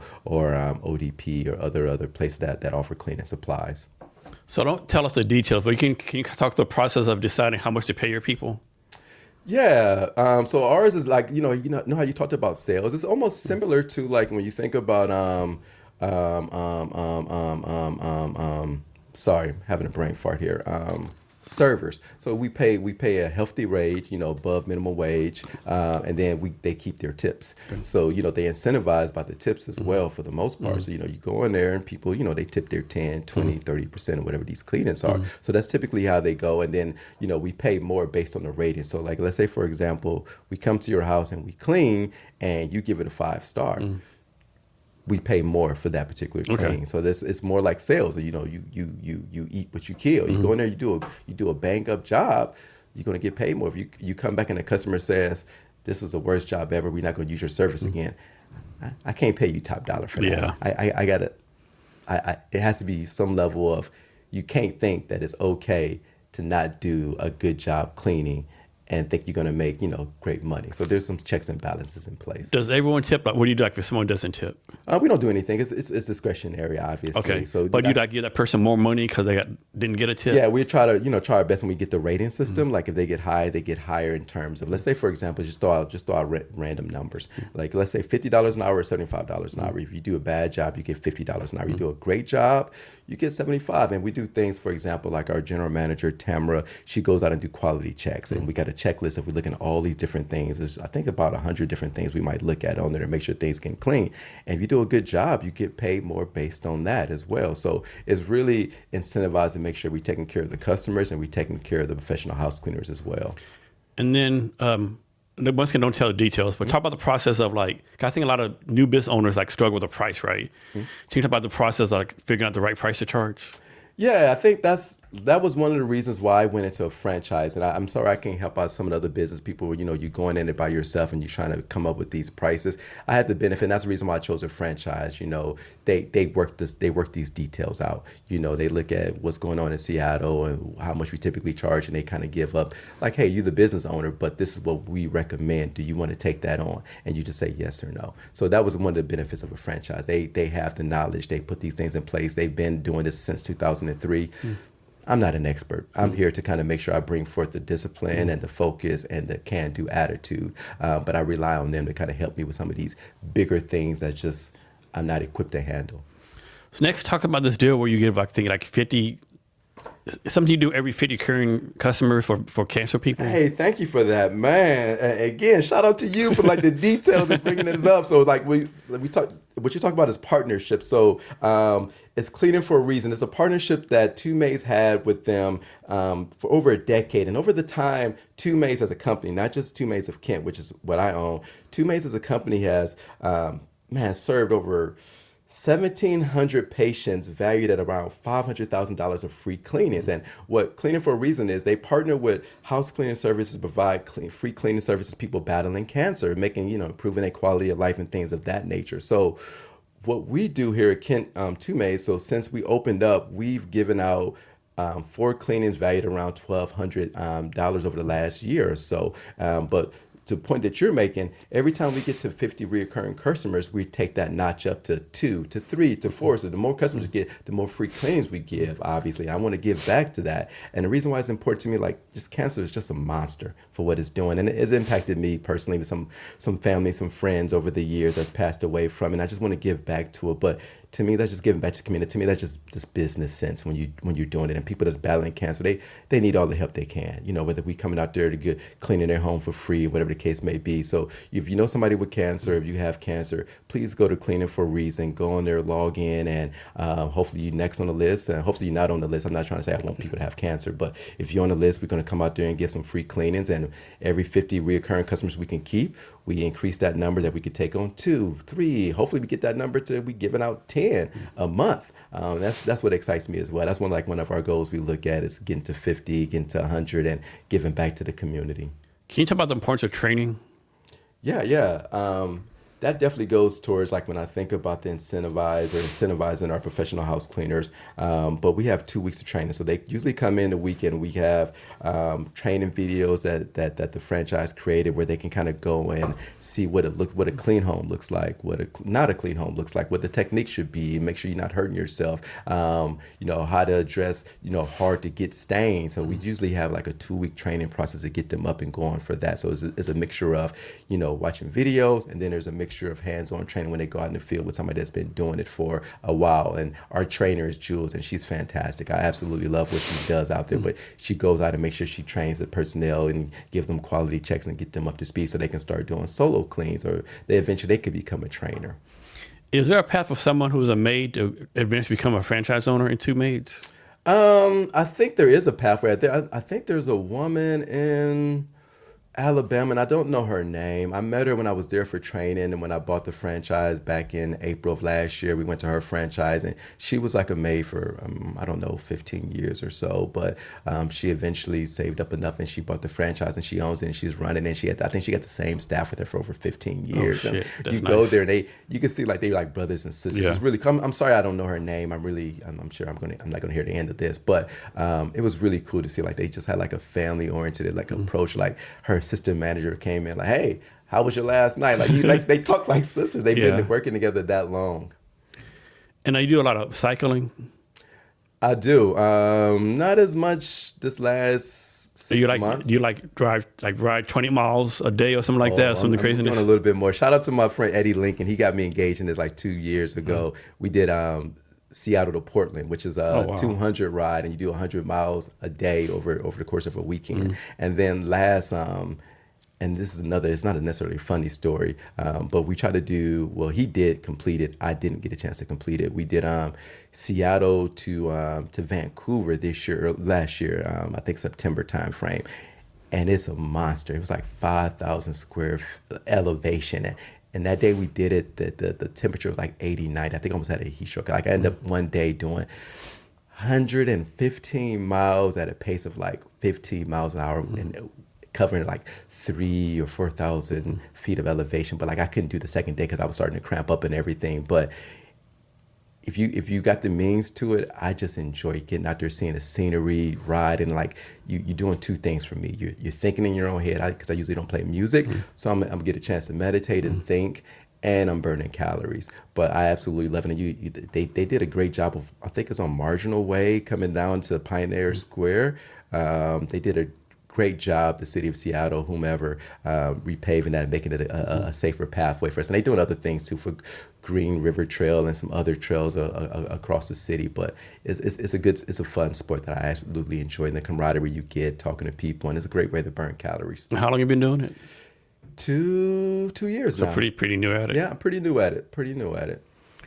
Yeah, man. I guess my thing about, I'd be so scared someone's gonna hit me right. Because they say, oh, you're no bicycle. If they hit me, it's, they go to jail, whatever. But man, if they hit you, like, you might be fucked up, or they might be distracted, Yeah, there's definitely a level of comfort you need to have. But I think also too, and I think, and again, there's different people out there. Some people cycle to go to and from work, and there's nothing you could do about that. You got to be with traffic. Then there's some people that do it for recreational. And most of the people that do it for recreational, we usually getting up around 7, 6 in the morning on Saturdays and Sundays when there's light traffic. Yeah. That doesn't mean there's no traffic. It just means that it's lighter traffic. But to your point, going into the Navy, there's a bit of a wild side to people that go into the military. It's just there.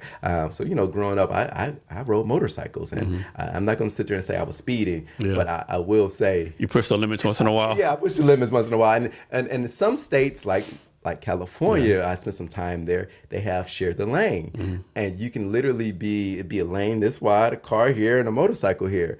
I got so comfortable being next to cars doing 70, 80 miles an hour that like I'm on the road, and everybody's not like that. You know, Eddie doesn't like being on the road, and some other friends don't like being on the road. They prefer the pathways just for cyclists. But for me, I got comfortable with it because I was on a motorcycle doing this and like being right next to cars. So sometimes on the freeway, it's a car here and there's a truck here, and it's sharing a lane in California. Yeah. And you just get comfortable with it. And I don't agree with some of the states that do it. It's their own prerogative. Some states have no helmet laws. So you get even more comfortable in like the state of Ohio where I grew up in, there's no helmet law. So I grew up riding motorcycles without a helmet. You just kind of get used to it. And I think the other thing people don't think about is it's organized chaos on the road. Yeah. Like it's chaos, but it's organized. People are not really shifting lanes as much as you think they are. They're usually going down this path, and when it's time to move over, they move over and make a right. People are not driving around too erratic. Some people are. They're trying to get somewhere pretty quick, but for the most part, there's usually some organization in terms of traffic. People usually stay in their lane, and I'm not saying it's the safest. I'm simply saying that it makes me feel a little bit better when I see it, and you just kind of you don't see too much erratic behavior for the most part. Is there something you've learned since starting Two Maids? Something that I've learned, it takes a village. You know, you can have the best ideas, the greatest ideas, and things of that nature, but like at some point, you need to rely on the home office, your staff, and partnerships, which is something I really wanted to talk about here. So thanks for the segue for that.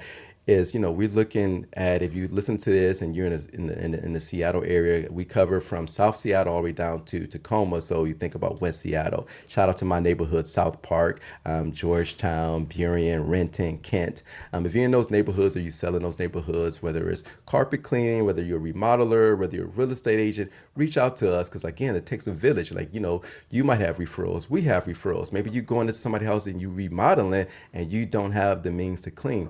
Bring us on. Same token, if we're out cleaning, somebody mentions, hey, we would love to get our carpet cleaned. Do you guys clean carpet? No, we don't. But if you clean carpets, hey, shout out to us and we get you on there so we can refer you this and that. So that's one of the things that I really learned. And it's very different than my approach in the Navy and in corporate America. When I was in the Navy and corporate America, yeah, you got your managers, you got your mentors, but it is a solo sport if you're trying to get promoted, if you're trying to get advanced. Like I see you made it to the rank of major.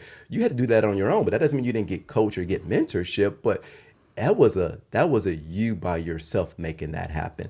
So that's something I've learned to kind of learn to let go and rely on partnerships, rely on people to mentor, relying on Tamara, relying on our trainers, relying on home office to kind of make sure that we're moving in the right direction. So what's your advice for someone who's thinking about starting a business? Like, do the research, all that kind of stuff, I'm guessing. Yeah, obviously, I think do the research, but you really need to know you. And the reason I say that, and maybe you can attest to this as well, like there's nobody coming to save you. There's nobody coming to save you. Like if you make a mistake, you do something good or bad, there's nobody coming to save you. And you got to be comfortable with that. You have to be comfortable in your own skin. You have to be comfortable knowing, and you taking a bet on yourself. Yeah, cool, great. You might did all the research on the industry. You might did a research on all how to price these things, and you might be a marketing expert. You might be an AI guru. Cool, great. You're still betting on yourself. And you can't go in there thinking it's going to be like a 9-to-5 job where once you get off work at 5 o'clock, you're done. Oh, no, my friend. That's when the work starts. That's when you start thinking. It's late at night at 2 a.m. You're like, oh, that great idea, whatever the case may be, or it's the email you saw from somebody that you're reading at 3 a.m. Like, oh, let me write this down and get this done. So the biggest thing I would say is you need to have structure, discipline, and furthermore, you got to have faith in yourself, your ability to kind of see through, because you're going to have some days where you just like, was this the right thing to do? You know, you took out a loan. Maybe you didn't take out a loan. You quit your job. Maybe you didn't quit your job. I don't know what's going on with you, but you're betting on yourself. You're betting on your ability to get things done. You bet on your ability to adapt to what's being thrown at you and being able to look in and make changes, having that discipline to move forward. So I think you do all those other things. You can do all those other things, great, but you really got to depend on yourself. You got to have faith in yourself. So do you see the future of like cleaning where people get replaced as all AI robots doing all the cleaning? I don't think so. I think we might be a little ways away, but never say never. I mean, like if you see all the Tesla robots doing that stuff, you know. But I recently saw they're there's a company out there that are making maids to go clean, and they, obviously it needs, some more data getting in it so it can understand how to fold clothes and do things and be able to do it on its own. And obviously you got to start thinking about the compute power and how much it costs to put those in homes. But I mean, hey, I think about the Jetsons. Remember that cartoon from back in the day? They had a maid or somebody going around. I mean, I don't put anything beyond humans. Like we just, that brain of ours, we just come up with ways where somebody just, I think about like somebody in life, something happened to them, some trauma that forced them to go create something that's going to propel our lives. And I think about all those great people that just, somebody want to say, hey, you know what? I don't want to be on Earth. I want to go to Mars. Like a bunch of people put that together so we can go on Mars. People put together airplanes. People put together cars or whatever the case may be. So I don't think it's impossible. But as I told my brother, like, if we get to that place, I want to be in a position where I could buy some of them and, have them there, and keep the business going. But, that's a good segue to actually, when I think about what's next for me. So like, shout out to UW. So I'm applying to their PhD program, and my research question is, and hopefully I get accepted and I can start school here this fall, is, the implications of AI on the workforce. And it's not coming from a business aspect. Business aspect, that just makes total sense. Like, yeah, you don't got to pay for workman's comp and all these things, and you can make it make sense financially, right? But it's a philosophical part of it. Okay, great. We got all these things that's doing everything for everybody. Now, what is people going to do? How we address that question? That's my research and do you pay question. people like UBI for doing nothing? Like people like they need a job to be south with all that kind of stuff. How you work that stuff, right? Exactly, and that's my research question. So that's what I'm looking to get into. Our government's definitely figuring that shit out. Yeah, and to me, that's what I think about a lot. Is like we that genie's out of the lamp. We ain't putting it back in. No, it's just moving forward. But how can we do it in a way that people still have purpose? People still feel good, and things of that nature. So that's what I'm kind of more so focused on. But, I'm all for, I use ChatGPT just like everybody else. I use some of these AI things that kind of help me become smart. I'm not a strong writer. I'm not I'm not very good at spelling as well. Like even now, I'd rather use Microsoft Word than write it out myself. Yeah. So I'm a fan of these things, but there's a balance to all of these things in life. So talk about the pros and cons of having a franchise versus starting it from scratch. Obviously, the pros of, when you go to a franchise, it's going to be, somebody's already did this. Somebody did it and been successful at it. They got the blueprint. They know do 1 + 1 = 2. Do these things, and they kind of get like, hey, Wesley, here's a handbook. Go do these things, and you'll be okay. Obviously, the cons is a higher cost. And when I think about, let's say, for example, I come clean your home, I got to pay a royalty fee to them. And that's any franchise, whether that's McDonald's, whether that's Subway, whether that's the any other franchise. So the pros is somebody out there that you can look to that can kind of give you advice or kind of point you in the right direction. And it's not just always home office. It could be if you're a franchise owner of Two Maids, I could say, hey, Jason, man, you've been doing this for 5 years.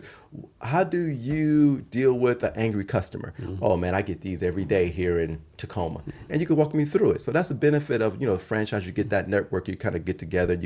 We have quarterly meetings. We have weekly meetings. Sometimes with some other franchises here in Seattle, we get together and talk about pain points. You can kind of go at it together in terms of marketing efforts and things of that nature. So you get that pros, but obviously the cost is a lot higher because you got things that you have to do as per the franchise agreement and things of that nature. You have to spend X dollars on marketing. You have to do this. So your costs are going to be a lot higher than, let's say, for example, you start your own business. You can go about it at your own pace. You don't have to worry about how much you're spending on this or that. But on the flip side of it, you don't have anybody to turn to. You yourself have to figure this out. You yourself need to go figure out how to do Google reviews, how to market on Facebook, how to file your taxes and things of that nature. So but obviously you keep all of your money.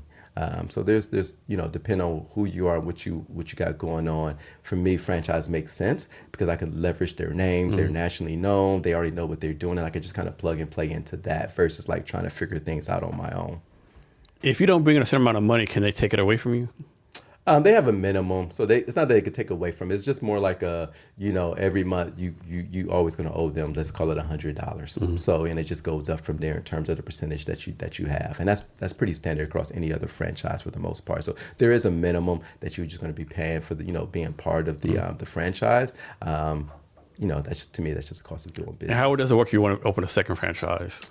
So yeah, they typically, it's not necessarily a second franchise, it's usually a second territory. So for example, like for me, owning Two Maids of Kent, although it's called Two Maids of Kent, I have all the way from here, where we at in Pioneer Yeah. Square, all the way down to Federal Way, Okay. which is a three territory. So one is Kent. Kent has, within Kent, it has Kent, Des Moines, and Federal Way, and something else, maybe Buren. Then Renton has Renton, SeaTac, and maybe that has Buren. Then Seattle, or it's called White Center, has West Seattle and all the neighborhoods in South Seattle. So to answer your question, you just you pay the franchise fee to buy a second territory, whatever that may be. So you just expand that way. It's not necessarily a second franchise. You just expand it. And how do you go about finding your customers?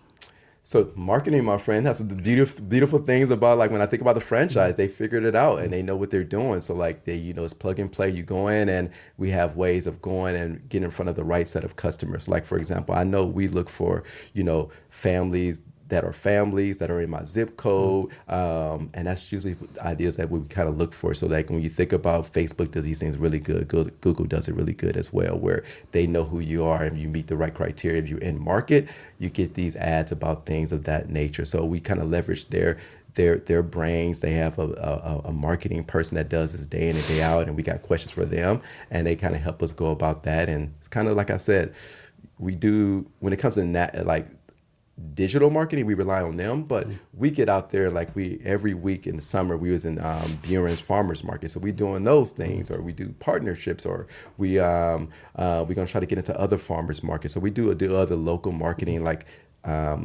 Seattle's having home and gardening show in February, so we'd be there. We have a booth there and things like that locally. So we do that on our own as well, and make sure we get in front of customers and getting our name out there as well.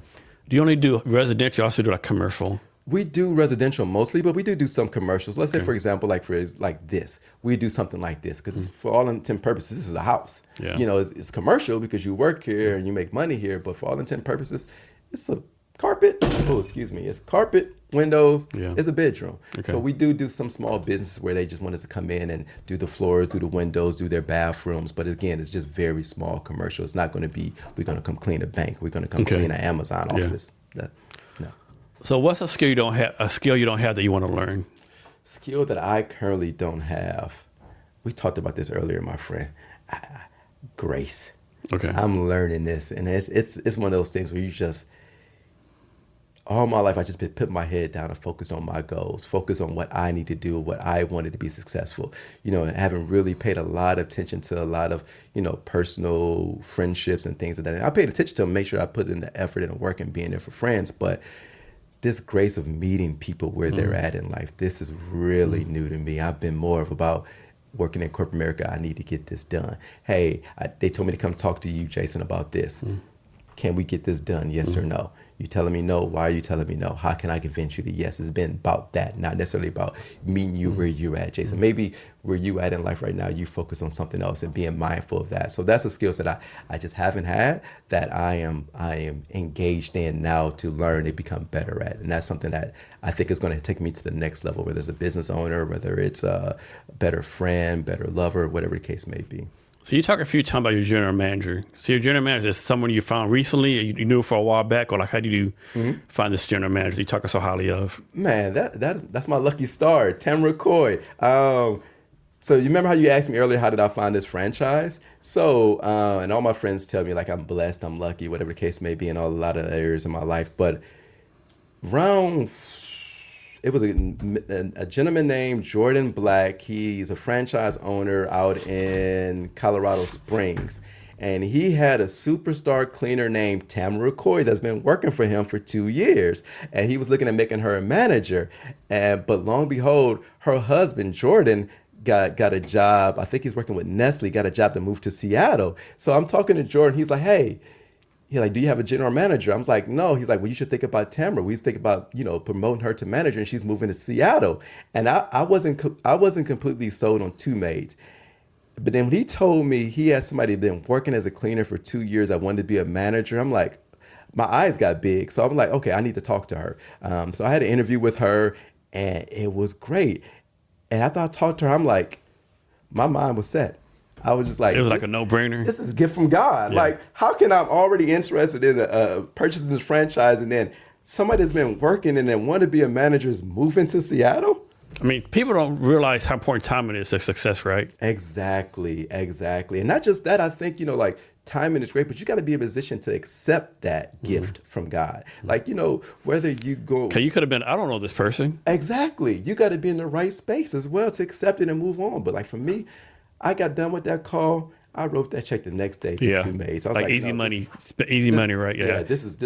I'd be a fool to not take this on. Like, granted, she could have changed her mind in that move, but to me, it was just all the signs would point towards this is a no-brainer, my friend. You've already did the numbers. This is something that you believe in. This is something you want to be a part of. You want to be a business owner, and you got a general manager that's coming in that got the skill set. She's been with Two Maids for 2 years already. Man, I couldn't say no. You would have been a fool not to hire her. Exactly. If Two Maids would have found out you didn't hire, they were like, hey, Wesley, like, you're not a good fit for us, right? Exactly. You're making some fucked up business decisions right now. Yeah, this is not making business sense, my friend. Like, you're somebody that's moving there and want to do the job. And she came on and doing a phenomenal job. Yeah. Like, I mean, like, it's something to say, and this is for, like, when I think about those military members, going back to them, because that's near and dear to me, is you got to be in a position to accept feedback, my friend. Yeah. You can never be in a position, I don't care where you at in your life, you can never be in a position where you cannot accept somebody's giving you guidance. And kudos to Tamara. It's like, I'm 20 years her senior, whatever case may be. But when we sit down and talk, like, hey, I need you to think about it this way. She will sit down and write this stuff down and take it on. And that skill set, you cannot duplicate. The ability to listen and to go do and believe in somebody and trust them. And if you're coming out of the military, not saying you need to trust everybody, but you need to humble yourself and listen to somebody that's been doing it for a while and take that on. You don't know all the answers. I don't know all the answers. I'm pushing almost close to 50. I don't know everything. Tamara teaches me something new every day. My brother, you're teaching me something new. My friends teach me something new. You just gotta be open to it. So two-part question. How many customers do you have now, and how many customers can you reasonably take care of? Reasonably, we can go up. Like, it's a scaling process. This is just a matter of getting people. It's not even a matter of vacuums and things like that. It's just a matter of when I think of Amazon.com, this is just a matter of demand, and if you got the number of people. If you can't hire 200 cleaners and keep them, you can't scale out to have 1,000 customers. So this is all really about how many people can you actually maintain. So to me, there's no limit. Obviously, there's a certain number of people that could take on house cleaning in the Seattle area. So I don't know what that number is, but in theory, as long as we can kind of get into a bigger space, have enough vacuums, and there's no shortage of vacuums. There's no shortage of cleaning supplies in the world. It's just a matter of people that want to do the job and people that want to have it. So I don't think there's a limit there.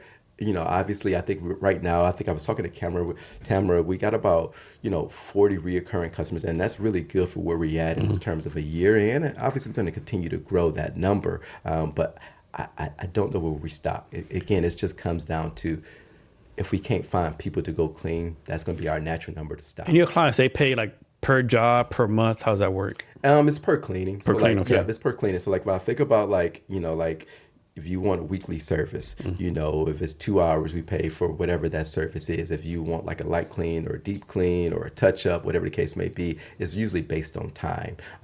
So we usually do it like that. It's around $63 an hour or something like that. I don't know off the top of my head right now. That's usually how we price it out. So it's just pretty much by job. It's not like a subscription where you pay, hey, we're going to pay you $100 a month and you come clean our house every day. It's not like that. It's based off of time and so forth, and we do it like that. And it's not just time. It's also based on, if you say, hey, we live in well, it still come down to time, but if you tell me hey, Wes, I live in a 7,000 square foot, 15 bedroom, 18 bathroom. We take that into consideration. There's 80 people that live here. We take that into consideration how much we charge. Because again, that's a lot of people and a lot of, if you got 18 pets. Definitely, yeah. So that goes into consideration how much time. I'm guessing Two Maids has some kind of, you plug that into some kind of database, whatever. And exactly. So when you go online, you go to Two Maids. When you go to Two Maids, you go online, you plug in square footage, number of bathrooms, number of bedrooms, number of people, number of pets, and then it comes up with how long it should take us to clean, and that's your number. And if you say you want that weekly, that's your number. Obviously we got for new cleaners, not new cleaners, I'm sorry, new customers. We have a deal going, $100 off, $20 off your first 5 cleans to get that number down. So it's really, it's based on time, but there's attributes that goes into that time, what we kind of talked about. So what someone comes to you and says, hey, I actually work from 9 p.m. to 5 a.m. every day, right? And I sleep all day. I don't want anyone to clean my house, somebody in the home sleep. I want somebody to come clean my house from between 9 p.m. and 5 a.m. Ooh, that's a tough one for us. We probably wouldn't take that one on, to be honest. We ever get to the point where we could come 24 hours, I just don't think there's gonna be enough people that's like that want us to come clean at midnight. And I also think about, if you live in an apartment, do your people next to you, you want somebody vacuuming at 12 o'clock at night? Yeah. So, but obviously, if there's enough people out there, we got to meet that demand, or somebody else is going to meet that demand. So, but right now, I couldn't take that. How about people with you go to the house and have aggressive dogs or aggressive pets? Ask them to put their pets away. You just leave them in a room. If they're going to be home, leave them in one room, and then we go clean that room. Then they put the pet in another room, or so forth. But we do say, hey, for example, we come to your house and you got a pet. If we clean the room that they're in, and then you move them out, and then we clean it, and then you put that pet back in that room, you can't hold us accountable for that pet dirtying it up. So that's the only thing we would ask for. Some people, when they have pets, they usually take the pets out with them to go for a walk, or they leave them outside, depending on what their arrangements are. So what's the craziest story you've heard so far? A maid came back and said, man, you won't believe this. This client had peacocks in the office, or they had this, what's kind of crazy off the wall thing somebody told you? I haven't heard anything yet. I think Tamara, she talks to her professional house cleaners more than I do. I'm trying to think, she told me a story?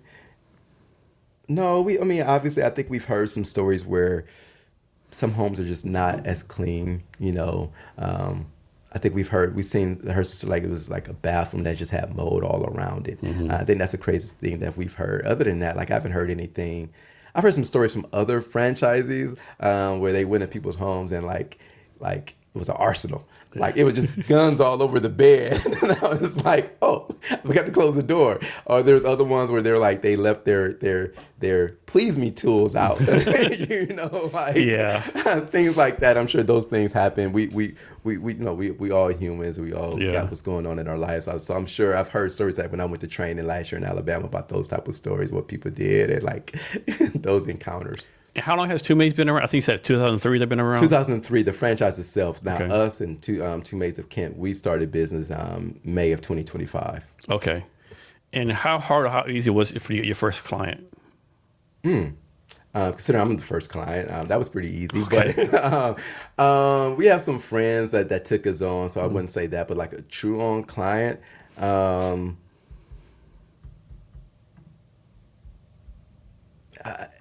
keep in mind, ours is different. So I don't want other business people to kind of take this and run with it and think that's going to be their lives.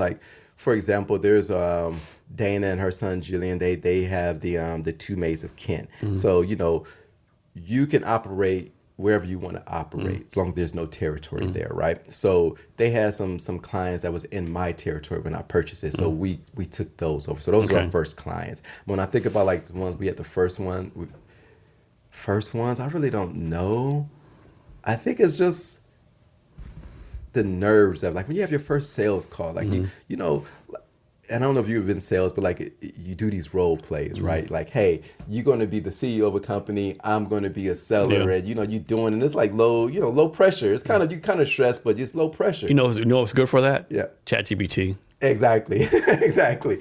But it's different when you got to do it in person. Yeah. It's different when you got to do it on the phone when somebody asks you these questions. So I think the first one was kind of hard for us because it was Tamara's first time talking to a customer, asking questions and talking about, hey, we do this, and going through our script, going through what we clean. So I think that was a little difficult. But once you go through it, and as anybody going into sales, your first few months are going to be tough. Emotions are high, you're nervous, and I think that's what's the tough part about that. And you got to go to home and perform. So I know you talked earlier about how you find customers marketing stuff, but do you try to target a certain industry, certain revenue, anything like that? Not necessarily revenue. We kind of been again. Not revenue, but income. Yeah. I think that plays a part, and I think that plays a part for any house cleaning service. Either you can afford it or you're not. And this is not a shot at anybody. It's not one of those things where it's you have to have air, water, food. Yeah. It's if you're in a situation where you need your time back, then yeah. So I think income plays a part for the most part, but we don't have it dialed in terms of a number or anything of that nature. But we do, obviously we look at zip codes, and that's based off of data, but that's based off of, like, we look at the last year where most of our leads are coming from. So we kind of focus on that. So we know, like, hey, Kent or West Renton or West Seattle or Buren near the water is a high zip code, or whatever the case may be. So we kind of allow data to tell us where we should be going and what we should be focusing our energy towards, versus just assuming everybody want a house cleaning services. So to answer your question, little open-ended, is kind of, we let the data tell us where we need to go, where we need to continue spending our ad dollars, we need to continue spending our time and energy towards. Because again, like, when, like, if you're somewhere, I don't know where you live, but you got a house cleaning, and maybe we go there and they see a Two Maids sign that we out there cleaning, your neighbors might pick up on it. It might be an affluent neighborhood, it might not be, it might just be in a neighborhood where people appreciate their time. So we really just rely on data. We really rely on our marketing team to tell us which zip codes and which areas that's been performing well for us. Can you expand some on how you use data to make your business better? Yeah, definitely. So I think that's really important, especially in new business owners. You look at, like, for us at a high level, I look at, let's say, for example, if I get 3,000 leads, and that's a very big number in a month. You gotta pin that down, and you might see the number is 3,000 is a good number. Cool, great. But how many of these people actually converted to become a customer? And that's really important. So you might get, let's say, out of those 3,000, you might get 1,000 in West Seattle. Great. You might be like, man, 1/3 if we get people from West Seattle looking at us. But out of those 1,000, maybe one person bought. You get another zip code where you got 5 leads and 5 people bought. You're like, oh, we need to spend more time there, because it's a better use of your time, a better use of your energy, is a better use of, you optimizing your dollars for the most part. So you kind of using your data to kind of work backwards to tell a story about where you need to be at in terms of where your customers are at, and working backwards from that. So you're using data to tell you, hey, yeah, people like you here, but they're not buying it. People over here like you and they are buying it. So we use it to kind of determine where we're going next, and so forth and so on. So how long is your sales process usually? Like, from the time you call someone the first time from when they actually buy? Yeah, and again, remember how we talked about earlier, feedback, or being in a position to, like, accept things, accept people know more than you. In sales, like, I know about the funnel. I know from being qualified lead to being I forgot all the different sales cycles off the top of my head, but anyhow, to close it. I just learned, about 3-4 months ago, Tamara sent me down, like, hey, Wesley, our sales cycles is about 2 weeks. I'm like, 2 weeks? That's pretty fast, ain't it? Yeah, to me, I didn't think it was fast. I'm thinking, like, if I call you and you're a house cleaning service, I should be booking right there. It should be, 30 minutes. I was thinking maybe 2 or 3 months, because you got to build up trust, who are you, all that kind of stuff, right? No, it's like when people are reaching out and they go on to Google and they say, hey, we're looking for a house cleaning service. They're in the market right now. They're not looking to get their house cleaned in 6 months. They're looking for somebody to bring in now. Okay. So we typically, let's say, for example, you call us today. You become a lead today. We get in touch with you maybe tomorrow, Friday. We give you a quote Friday. You might have to go talk to your wife. You might have to talk to your partner to kind of make sure that this works for everybody. And so the next week we'll follow back up and say, hey, have you had a chance to talk to your wife or your partner? Like, yeah, we want to move forward. So that's how it comes to be 2 weeks. But again, I didn't know that. You're like, right now. Exactly. Like, call and we'll clean your house in 30 minutes. Yeah. But I imagine, like, when I sat down with Tamara, and like, I imagine her now when she was like rolling her eyes, and I'm like, why is it taking 2 weeks? Like, these people want it now. Why is it like, Wesley? We call them, we talk to them, we give them the information, we email it to them, and then, like, they take their time, and then, like, that maybe they're out there talking to other companies as well, and then we follow back up the next week, and that's when people usually are ready to make that commitment. So yes, it's about 2 weeks for our sales cycle. Has it ever happened, like a husband comes to you, hey, I want to do your house cleaning, right? Set everything up, and they come back, hey, man, I can't use it. And you're like, why not? Well, my wife thinks I'm saying she has a dirty house. I'm saying, my wife says I'm just taking a dig at her because she's not doing a good job cleaning the house. I think that might be the underlying reason, but we've had, like, people, like husbands or partners come in like, hey, we want to use this, but let me talk to the wife. This is her. This is her realm. This is what was good for her, whatever the case may be. So we definitely had that. And, reverse as well, where people were like, yeah, I just got to talk to some other people. Or, like, people do it, like, as gifts as well. So, like, people are like... That is a damn good gift. Exactly. I never thought about that. It's a damn good gift, yeah. Yeah, so we have people where they have aging parents, or parents that have kids that are adults, and, like, they, like, hey, I want to get this to my daughter. We have people, like, their daughter is, like, 30s, and the mother is in her 60s. Like, hey, I want to give this to my daughter. have her get reoccurring cleanings and I pay for it. We've had that. We had where people give it to their parents. Their parents are aging, living on their own. Maybe one of the parents died and they can't keep up with the work. So the kids like, hey, I want this for my mom's house. She lives here. Talk to her, schedule with her, but I'll pay for it. So we've definitely had our share of that as well. Are you going to do it where you go on base to clean people's houses when they like PCS and stuff? No, we haven't had any. I think the you know how like you PCS on post and you have to like clean the house for you, like stand out a post and stuff. What do you mean? Like, say that again for me? Like you're in the military, you PCS all the time. Oh, yeah. Like, so we call that move out and move in. So like Okay. somebody move out an apartment, and they got to get that place clean so they can get their deposit back. So that's a really big niche for us as well. Okay. People moving out, or they just need their house clean, or you moving into house and you want the house clean before you moved in. So that's really big for us as well. So yeah, we do those as well. Okay. We come in, you get everything out. We do a deep clean, get it ready for the next person. Or if you just bought a house and you want it clean before you move in, we do those as well. So I have a friend that does this, right? It makes sense, but it's kind of weird. And so how like you move a new house, like not a new house, like you move a house, someone's been there before, and they clean the house, whatever. This guy, every time his family moved to like a new place, they would replace the toilet lids. Really? They'd get brand new toilet lids, yeah. Wow. He said, I don't care how clean it is. Like I'm like, he said, like, I'm not saying my bare ass or what somebody else had the bare ass on, right? I'm a little same way on that. I don't change the toilet lids. I make sure I add a bidet. Yeah, I said, man, that's A bidet is necessary for me. Like that's just I don't see why we're not using that. I don't see why it's so uncivilized. I'm with you on that. So uncivilized, yeah. And another thing too for me, I remember years ago, the apartment complex got mad at me. Like, I changed the shower heads out. Like, I get those dual ones. You got to have your personal shower heads, yeah. Exactly. So I changed those. I knew a guy. I don't think he thought I heard him when he was walking. I go, what do you think? This is a hotel? Yeah. I'm thinking to myself, yeah, I think it is. Shit, I've been living here for a while, yeah. Exactly. So those are two things. But like, I never thought about the toilet seat. Yeah, you talking about what? You don't know what? Like, yeah. Is he getting like a nice one? Like one of the ones you oh can yeah, sit like on? yeah. Oh, He getting the nice one, like the fucking like porcelain, going all yeah. I gotta up my game. I just got a regular toilet. Yeah, he said, yeah, man, I'm not like. I'm sure bleached out whatever, but I'm not seeing my family's, my wife's bare asses or some fucking seat with some asses, because you know how nasty they are or whatever, you know. Like, I'm man, not mad at him. No. I wish my current home had like outlets near the toilet so I can have a heated seat. That's just my spot. Like, just sit, getting up and I just sit there. I could read. I do my word searches, but like if it was heated, or in the Here's a summer good if it was one. cooled. What's the craziest like extra thing someone has in the house? Like maybe a sauna inside, a pool inside, like something like, man, this is fucking pretty good idea. I've seen massage chairs in people's homes. I don't know if that's over the top, but I've definitely seen that. I've seen those beds that go into like the zero gravity. I've seen those. I've seen like people deck out their balconies for like making sure it's heated and things of that nature. I've seen some personal like mobile saunas. Like if you go online, like you type in those mobile saunas, I've seen those in people's homes, like in their guest rooms. I've seen that. I haven't seen like a full-on sauna yet. Like I think I've stayed in some Airbnbs. You know those they're the nicer ones. They have them, but one Airbnb and an ex of mine and my friend ultimately they got together and we went to Squim. I'm not sure if I'm pronouncing it correctly, but they had a koi pond in the house. What?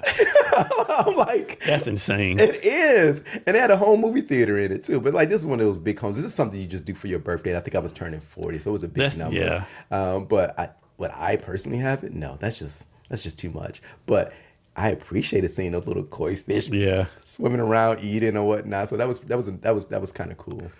So do you have a referral fee for your current customer? Like a current customer, like refer someone to you? Do you give them like some kind of discount or something? Yeah, we do that. So like typically, it's $25 off for them and then $25 off for the person they referred. So let's say, for example, you're a client, your next clean would be $25 off and the person you referred to us, they would get $25 off their clean as well. So we definitely love referrals. We love the word of mouth and, not just the referrals, we appreciate the fact that somebody took the time and recommending us, and that, to me that means more. I'm not here against business, my friend. I'm not here against revenue, but like to me that's the highest form of a compliment. Is somebody saying they do such a good job that I'm referring them to family and friends that they should take this on as well. So how about this? Like, suppose you have a customer. Just fast forward 5 years. You had a customer who was like 5 years, right? And they come to you, hey, Wes, like we love your company, everything's going great, but like we're just going to go with another company, right? No reason why. It's not the price, nothing like that. Like, how would you like convince them to stay on? Or you just like, okay, thanks for the relationship and move on? I mean, obviously we ask questions like, "Hey, why?" But some people just don't want to give the reason why. And I think honestly, I think some people just need a change. And I'm one of those people. Like you know, I had a doctor for a few years, and I was just ready for change. Like I think sometimes people get too comfortable, Get stale, whatever. get stale, they get too comfortable, and if you paying for something, you kind of need it to be top notch. And maybe we got too good or not good enough, or they just ready for something different. Maybe somebody else is cheaper, but typically we just ask, but they don't want to give the information. Cool, great, but like we're not in the business trying to hard sell. It's like, hey, well, if you want to come back, you know how to reach us. Wish you the best, and let us know if there's anything else we can do or whatever the case may be. But like, there's no love lost. It's just life, man. Like when you get tired of your car, you get a new one. Yeah. You're not mad at the car. It's just you're just ready for something different. You're in a different part of your life. Maybe you got a family, so you need a minivan. Maybe your kids are out of the house, and maybe you want a sports car. So that's how we just kind of look at it. Things change, and people just want something new. They need fresh blood in their system, and that's how I kind of look at this as well. So today's January 29th, I think. What needs to happen by December 31st for you to say this has been a successful year for you, for your business, whatever successful is for you, whether professionally or personally? In 2031, so we're talking about December 31st. Oh, December 31st. Yeah. Man, honestly, and I think all business owners will appreciate this. Breaking even, my friend. Breaking even. And I think that's something, nobody really talks about. Like, typically it takes 1 to 2 years for a business to break even. So like for me, if we could break even this year, we're tracking towards it. That'd be a good year.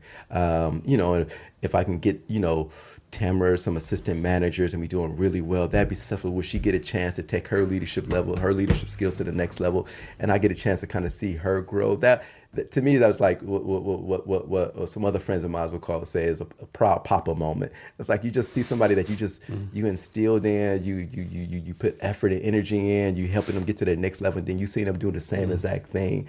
To me, that would be really success for me. So breaking even and being profitable, and seeing her manage her team and having a group of managers that they're managing people. Like to me, that's just seeing like what have I instilled in one person, how it just kind of go down and trickles down. And so you say you mainly use Facebook and Instagram. Can you talk about how you like take advantage of those two platforms? When we say take advantage, not sure how to phrase that one.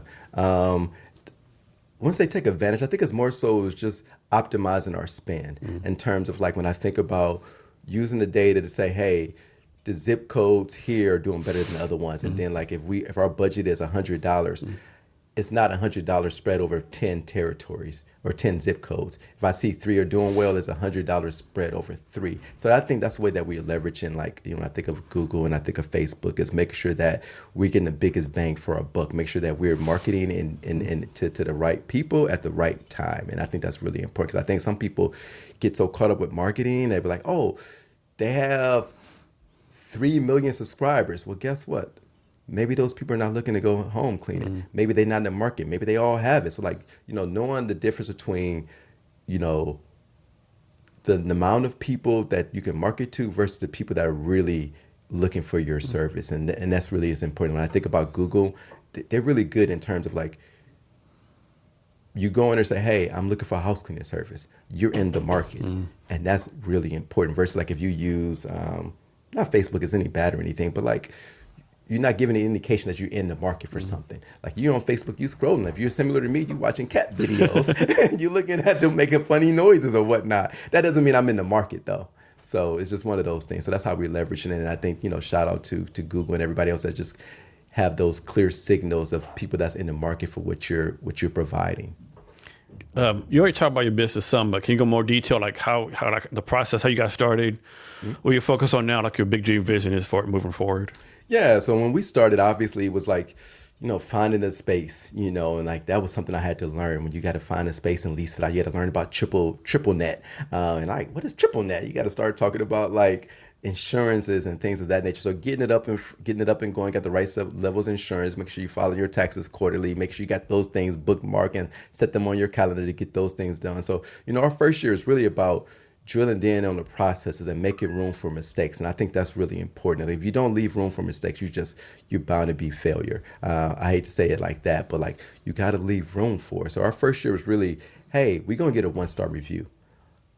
Let's learn from it. So that way, when it happens again, we have the right skill set to how to address it online or whatever the case may be. Or when you break something in somebody's home, what's the right procedures and protocol to get in front of that person?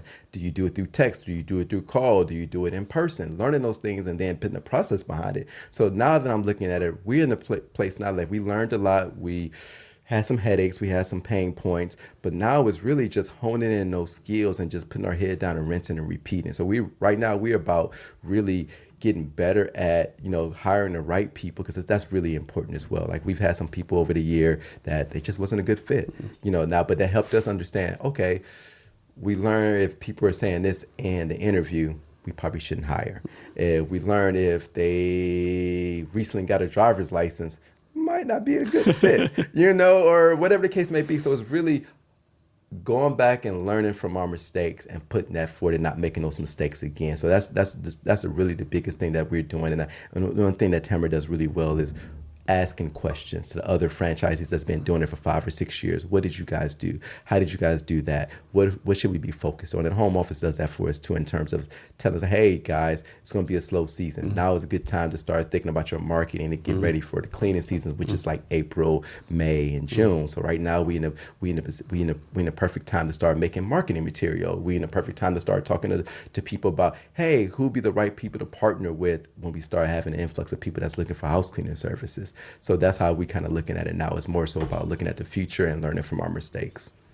And hopefully this never happens, but is there any procedures where like your maid in the house and they see a crime happen, or like maybe like somebody abuse someone or anything like that? I mean, it haven't happened, but it should be just what you should do. Call the police. Yeah. If you see something unsafe, first of all, get yourself out of that situation and call the police out, and get that happen. If it's somebody's like having a medical emergency, calling 911, and doing the best you can and just kind of adhering to the laws and regulations that's here in the state of Washington for the most part. So I think those are the things that we train in our staff to look out for.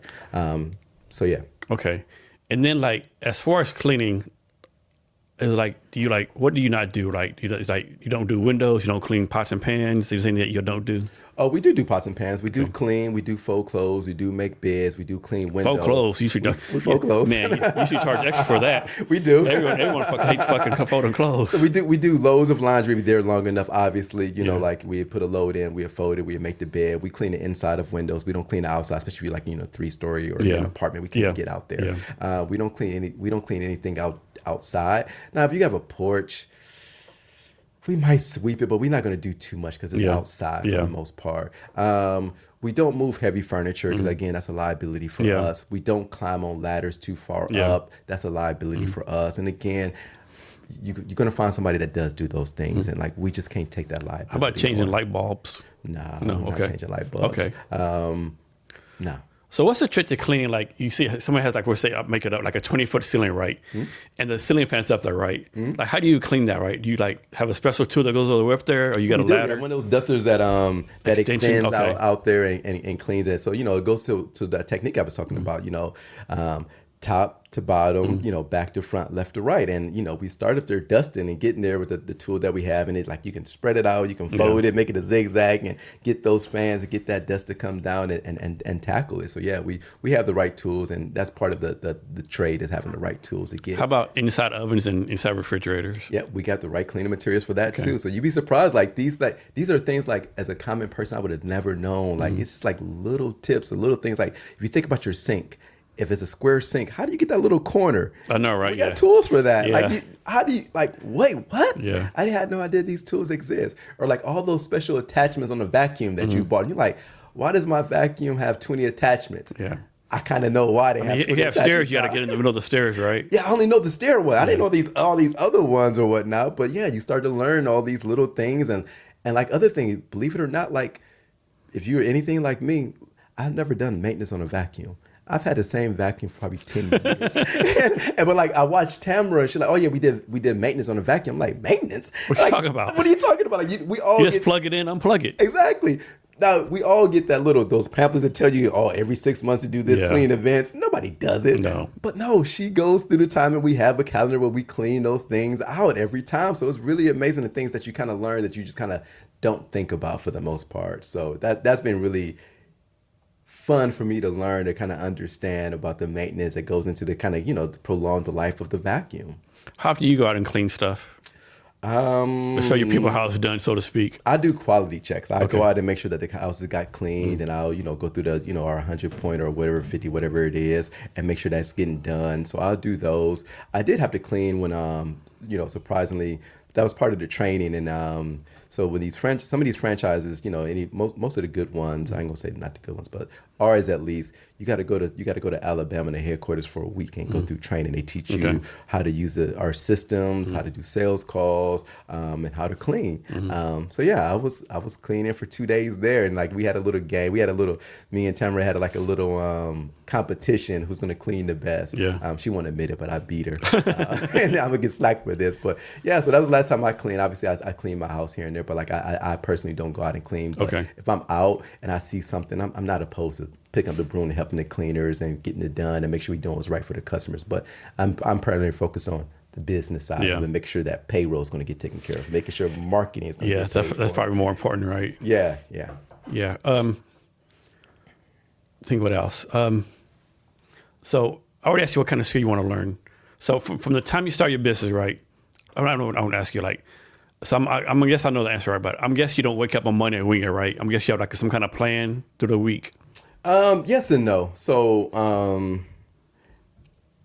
as people get to know me now and people have known me, I just really wanted to own my time, right? So like, as a 20-year-old male, I never wanted to be just, let's call it successful. We can say successful is rich, and I'm not rich by no means. I never wanted to be one-dimensional. I never wanted to be like, I want to be rich. If I said I was going to be rich, it's going to be an and to it. It was always, I wanted to be rich and have my health and have my time. So you can go find somebody that's making $1 million a year. He may not have time, or she. They might make $1 million a year. They might not have their health because they work in 80, 90, 110, whatever the amount of time it is to get that $1 million. They might not have those things. So for me, it's always been a balanced approach. So when I thought about, buying Two Maids, I wanted something that I can train the general manager and they take it on, and I could be hands off and focus on other avenues. Like when you talk about, I want to go back to school and be a full-time student. That's what I really want to focus on after we get the business up and going, and Tamara could run, and I could just kind of have my weekly meetings with her. But she's in the business, she's doing all of these things that need to be done, and I could just kind of look at it from a high level. So that was always been important to me. I wanted to own my time to do things with it, like whether that's traveling, whether it's spending time with friends, whether that's meditating, whether that's just having slow mornings on a Tuesday, whether it's going to see a matinee on a Wednesday afternoon. That's where I would really where I want to take my life to at that aspect. But right now, to your point, yeah, there's a plan. Mondays, me and Tamara get together, we go through the plan, we talk again Wednesday, we talk again Friday, and the other days it's really just about dialing in on the details when I'm not speaking with her. So here's a good one for you. It's like, so you have your resume out there, LinkedIn profile, all that kind of stuff out there, right? But what's something that you're proud of that's not public knowledge? Like something you're proud of that maybe only your best friends and family members know? That you're really proud of that you've done in the past? I think you mentioned it earlier, honestly. Like, man, 93 countries. To me, like, if I'm having a moment where I'm just like, man, things aren't going well here, whether I got laid off, whatever the case may be, I'm like, I've seen the world. I was in Tibet. I got friends in London. I got friends in India. I studied business in India. I lived in Japan. I've been to Greenland. I've been to Iceland. And thankful for Facebook, I can go in there and scroll down and see these photos, and like, they make me happy. I literally see them like, man, this has been a hell of a ride, my friend. Like, seeing the world and all the wonders it has. Like, being in some countries, and some of the third world countries I've been to when I was in the Navy, I remember I forget what country I was in, but it just kind of took me off guard. Like, he was walking down the street, and sorry to be so explicit, but in the middle of the street, this man squat down, pulled his pants down, and took a dump, and pulled his pants back up and walked on. And I'm just like, a part of me is like, how free you have to be to do that, first of all.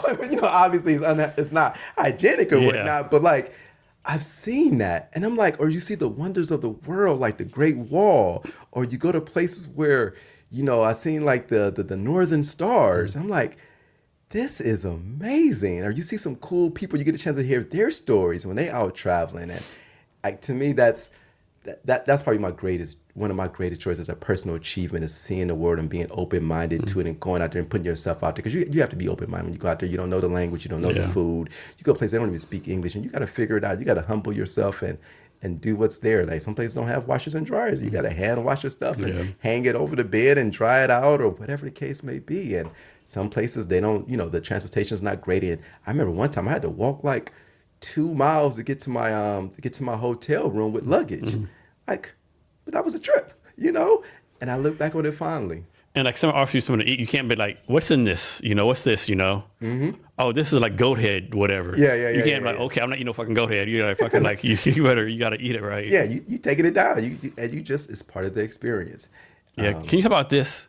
I might get blasted for this. Like, of course, in America, there's a lot of poor people not doing good or whatever. But I think us being in the military, we've seen some like really destitute people, right?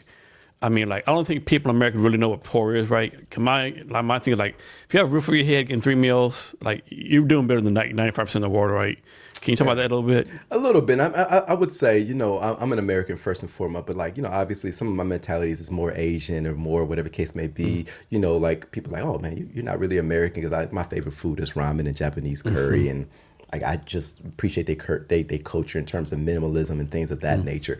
But as a whole, like the freedoms that people have here. I know you're talking about poor and things of that nature. I know, people saying that the freedoms are being, are shrinking and whatnot, but they're still there, more or less. And you're right. I've been places where, they're not getting 3 meals. They're not even eating meat. They're sleeping on a bed of dirt or on the floor. Yeah. Yeah. I mean, I've been in some places like, and not even just in the military. I mean, we would go out and do volunteer services. Even when I was studying, I would go places and volunteer my time. And you see how people are living, and it's really bad. Like there's no running water. Like it's sanitation issues or whatnot. Like the healthcare. Like that's not their concern. Like they trying to get to their next meal. So and that's not to say that not against your point, but that's not to say there's not people like that here in America. Yeah, that there is. Where they're getting their meals from. But to your point, you got 4 walls and a roof.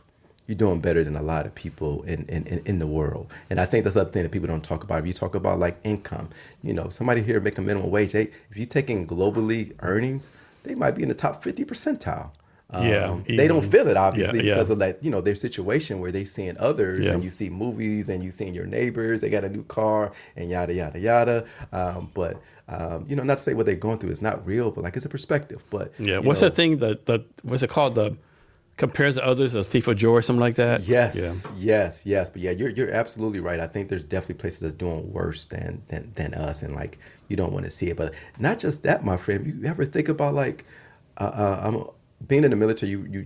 I watch those old military movies. Even if you poor, imagine being alive during World War I or World War II, and you being in a place where they bombing.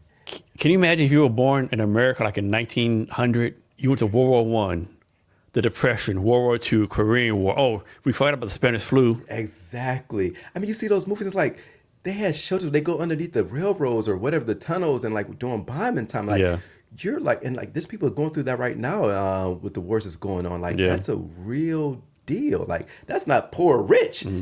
That's irrelevant. A bomb hit you, you're dying. I don't care if you're a millionaire or a thousandaire or 100naire. Yeah.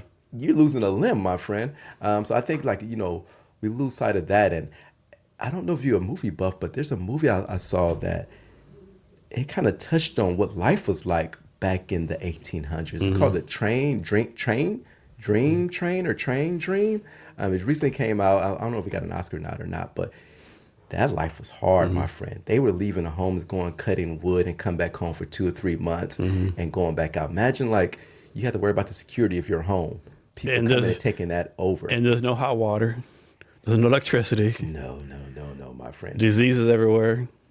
And that, to me, that wasn't even the biggest issue. Is this somebody coming taking your home? Like back in the Wild Wild West, 1800s, we didn't have police and all that stuff. Like you lost your home. It's my home now. Exactly.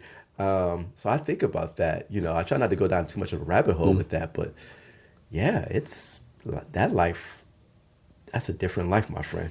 Yeah, like we're not built like that no more. No, we got definitely luxuries, and I'm not sure I want to go back to that life, to be honest. It's just, it's a different life. We got our brains put together, this technology made things, whether it's refrigerator that made a big deal, made there's machineries and cars, airplanes, and, one day Prime give it to your house. You fucked up my latte, espresso, oat milk, blah blah blah. You dressed it incorrectly. Yeah, you're absolutely right. We're not, and I'm not built for that either. But like, it's kudos to the people that's still alive that went through that and they lived through that and they made something of themselves from that time and that era, that character, that they grit that they had to endure life during those times. Here's one for you. Have you ever thought about this? Like how many experiments the human race did to get us to this point? Like how many people had to get bit by a rattlesnake? Oh my God. Like how many people eat a poisonous mushroom, right? Like how many people had to do these things, right? Before they learn, oh shit. If the thing goes on the ground and rattles, leave the fuck alone. Like, exactly. Don't eat these blue things. Don't eat these red things. Like how many people fucking died, right? Exactly. We never think about that. But like, and then throw it back at you. That's not the past. That's the present. Yeah. I mean, they think about like if we come up with something now that cures something, somebody else took that hit, my friend. Yeah. We might not see it. Yeah. Somebody else took that drug before it was FDA approved. Like somebody else did that, or somebody else got bit by that rattlesnake or whatever. COVID. Like how many people had to die before we got a cure for COVID? Yeah. Like it's just happening. So like I think about those things. Yeah. Like how many times we had to fight a bear to realize we're gonna lose. Every time. Yeah. Every time. I don't care if it's one person or 10 people. That bear's gonna win. That bear's gonna win. So yeah, it's just like, these conversations always have interested me because like they're so. Or something like how long did it take for someone to like invent fire, right? Like exactly. Like how did they invent like this like randomly like accidentally put two rocks in? Oh shit, what's this, right? It's a spark and it creates a fire. How many forests burned down when they created fire? Oh, that's a good point. Still have that issue. Yeah. But like these things, like and that's what I love about life. Like it's so fascinating. Like I've always, so one of these days I'm gonna go down a rabbit hole to understand what happens to trash. I want to see where it goes, what happens to it, and so forth. Probably don't know. You probably don't want to know that answer. Probably. I probably. They're probably like some 10 million mile barge in the middle of the Indian Ocean somewhere with all the trash, world of trash. Exactly. I'm just curious about it. Like all the things, the questions you're asking, like these are the things that I really think about. Like, man, the underworkings of the world. Like these somebody. Like if I think about a big company. There's probably 15 companies that came before them that failed. Yeah. It's just, or the dynasties that were created back then, like,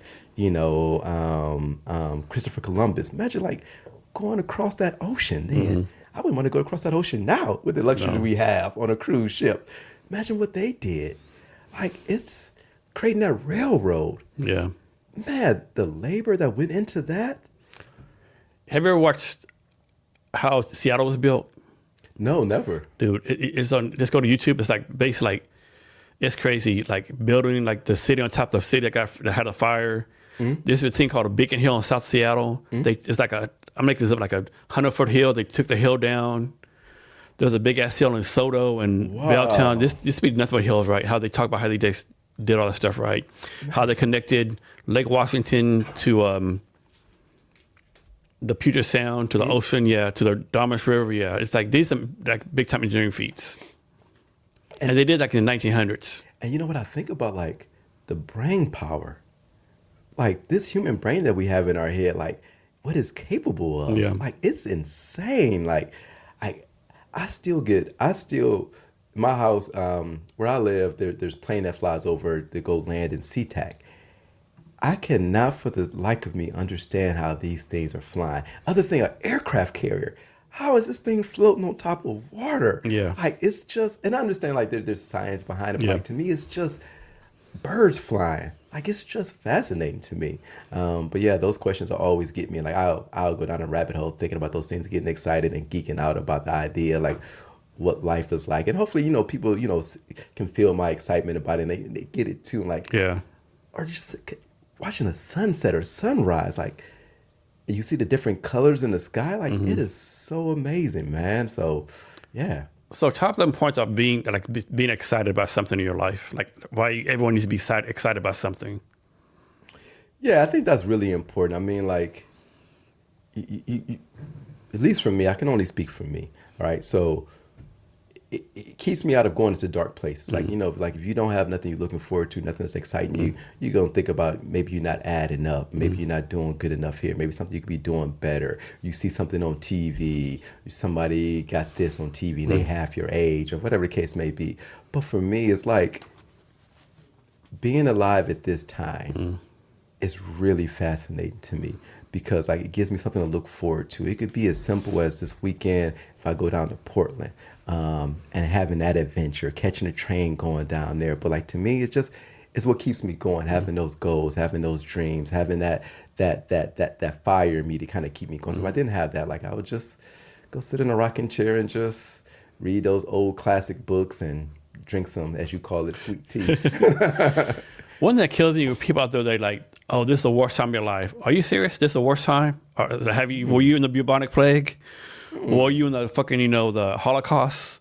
Were you in the Great Depression? Like, no people like that, like, this is the worst time of your life ever, right? Yeah. Are you sure about that? Yeah, I don't buy into that. I don't either. Too much. Again, it's perspective. And I'm not trying to give people passes. And I just, like, that's what I'm trying to tell you. I'm trying to practice grace and meet people where they're at. Because, like, their perception is their reality. And who am I to tell them is different? If they think this is the worst time to be alive, I can show them data. They might not believe the data. Their parents can tell them like, no, son, this, and they still not going to believe it. But I would try to spin that a little bit and say, okay, fine, it is the worst time to be alive in the world. How can you make it better? Yeah.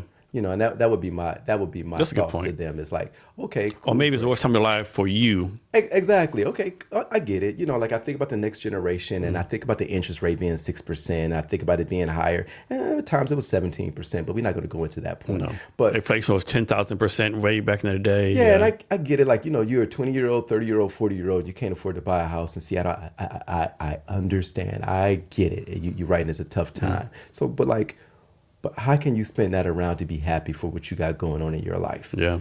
Can you be thankful for the friends that you have? Can you be thankful that you found out what your enjoyments are? Maybe you've realized you like Japanese comics. They're online now, so you can find them on YouTube. Like try to find something positive, for the most part. But like, I can't change people's perception. I can't beat them over the head with data or whatever the case may be. The only thing I can say is, what is positive in your life? How long have you lived in the Seattle area? I've been there going on 10 years, my friend. And do you live in Seattle itself or another place? I live in South Park, so I'm in Seattle. I'm a city boy. So what neighborhood is South Park? Haven't heard that one before, I don't think. So yeah, it's between Georgetown and White Center. So if you think about where Boeing is, right there, that's going to be South Park. It's a small little neighborhood cut between the 509 and the 99. It's really small, compact, but I absolutely love it. Like it's. I've been there for 7, going on 8 years. I can get on the 99 and come here. It took me 8 minutes to get here. Oh wow! And I can get to the airport in like 10 or 12 minutes.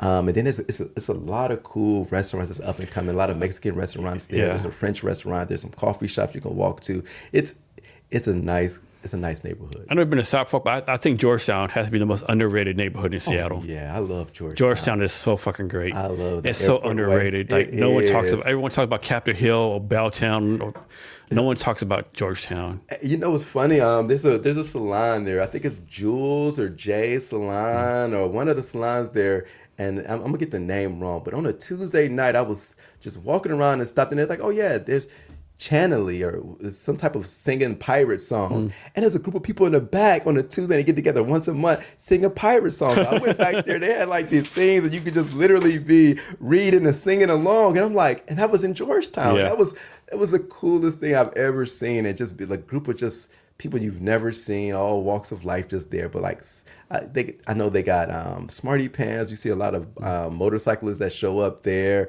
on Sundays. Yeah.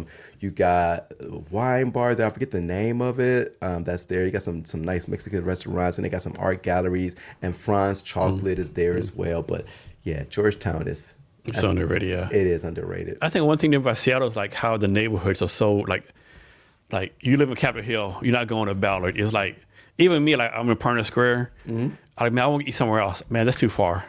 I eat somewhere a little day. Like, man, it was just man across the street. Like, man, I feel like I need a passport, you know? Yeah. Or you always hear the stories like, man, I really want to talk to this. I really want to have a boyfriend in Bella, but man, that's too far to go, right? That's like a long distance relationship. It is. You know? It depends on, so you got a car and the traffic, and traffic's getting bad here. Yeah. When I moved here 9 years ago, I moved to Northgate, and I can get to West Seattle in like 10 minutes. Yeah, I no might have been more. speeding, but that's irrelevant. But you're not doing that now, getting through that I-5 to get to that West Seattle bridge. No.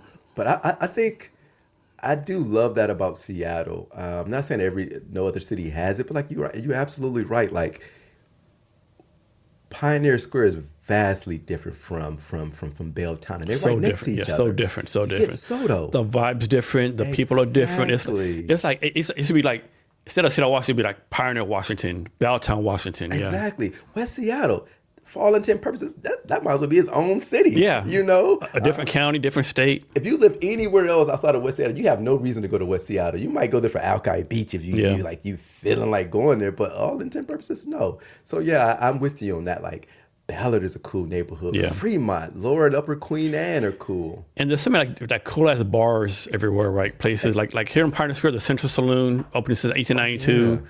There's a place called Baba Yaga. It's nice. Like, yeah, just so many cool places. Yeah. And then the sake places here in Pioneer Square, Nomi, that I go to. Shout out to them. You get some, again, the Japanese culture. I love sake, Yeah. so they sell all the different types of sake. So shout out to them. And then you guys got the cool art walk here. Yeah. All those cool art First Thursday every galleries. month. Yeah, so cool. Yeah. I'm usually And that's here. really gotten off the bat. I mean, really been really good recently. Like the last few months, it's like really got like blown up. I love it. And like I think they with the art walk, they started doing like these little street markets too. And you started to see the And that's how I younger really got people there. better. Before it's just like I go now there's the street vendors and like there's free parking. All the bars and restaurants have stuff going on. Like that have like I know like the first Thursday every month, like Central Saloon. So people don't know Central Saloon been open since 1892. Like all the bands like Nirvana, Pearl Jam got started there. They still have live music, like 2 or 3 bands a night.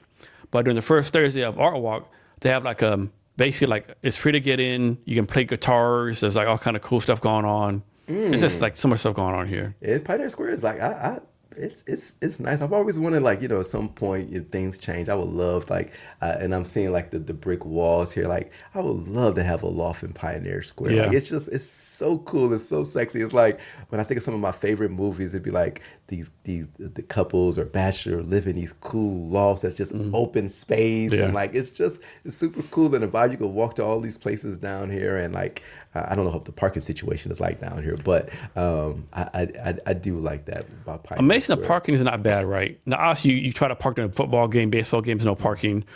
But usually, like, if I get here before 1 p.m., I find parking pretty easily, right? On the street, yeah.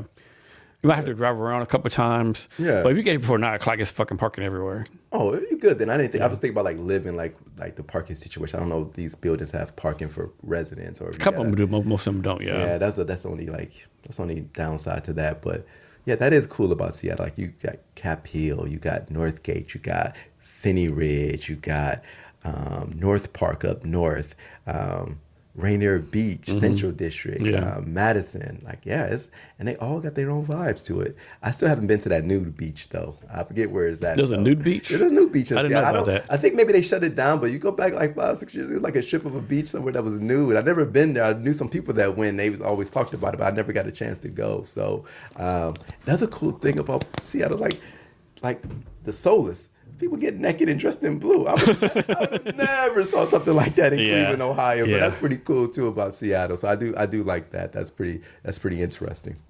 So Wes, is there anything else I asked you that I haven't asked you yet, or anything else you want to talk about?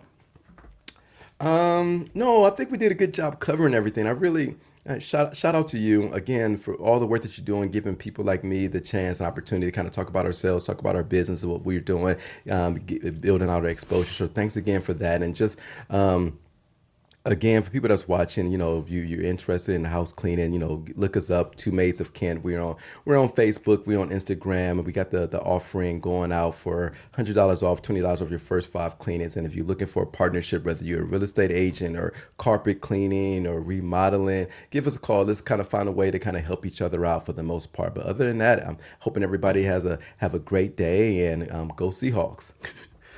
How can people reach out to you and get in touch with you? Our best way is going to be on Facebook. Again, Two Maids of Kent. You can always go to twomaids.com and we'll show up there. You can learn about us and what we do. You can find our email address and our telephone number there for the most part. So we're really easy to find. Again, just Two Maids. And so last thing, can you give us any last minute advice or wisdom or anything you want to talk about?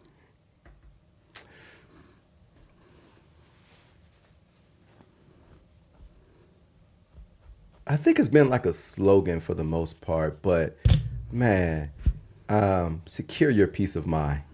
So just find your peace and secure it. Like don't compromise on it. I get it in life. You got to make some compromises, whether you're at work or whatever the case may be, but find a way to keep your peace. Wesley, thank you for your time today. Really appreciate it. Hey, my man. Thanks again. And to our listeners, thank you for your time as well. Remember to be great every day.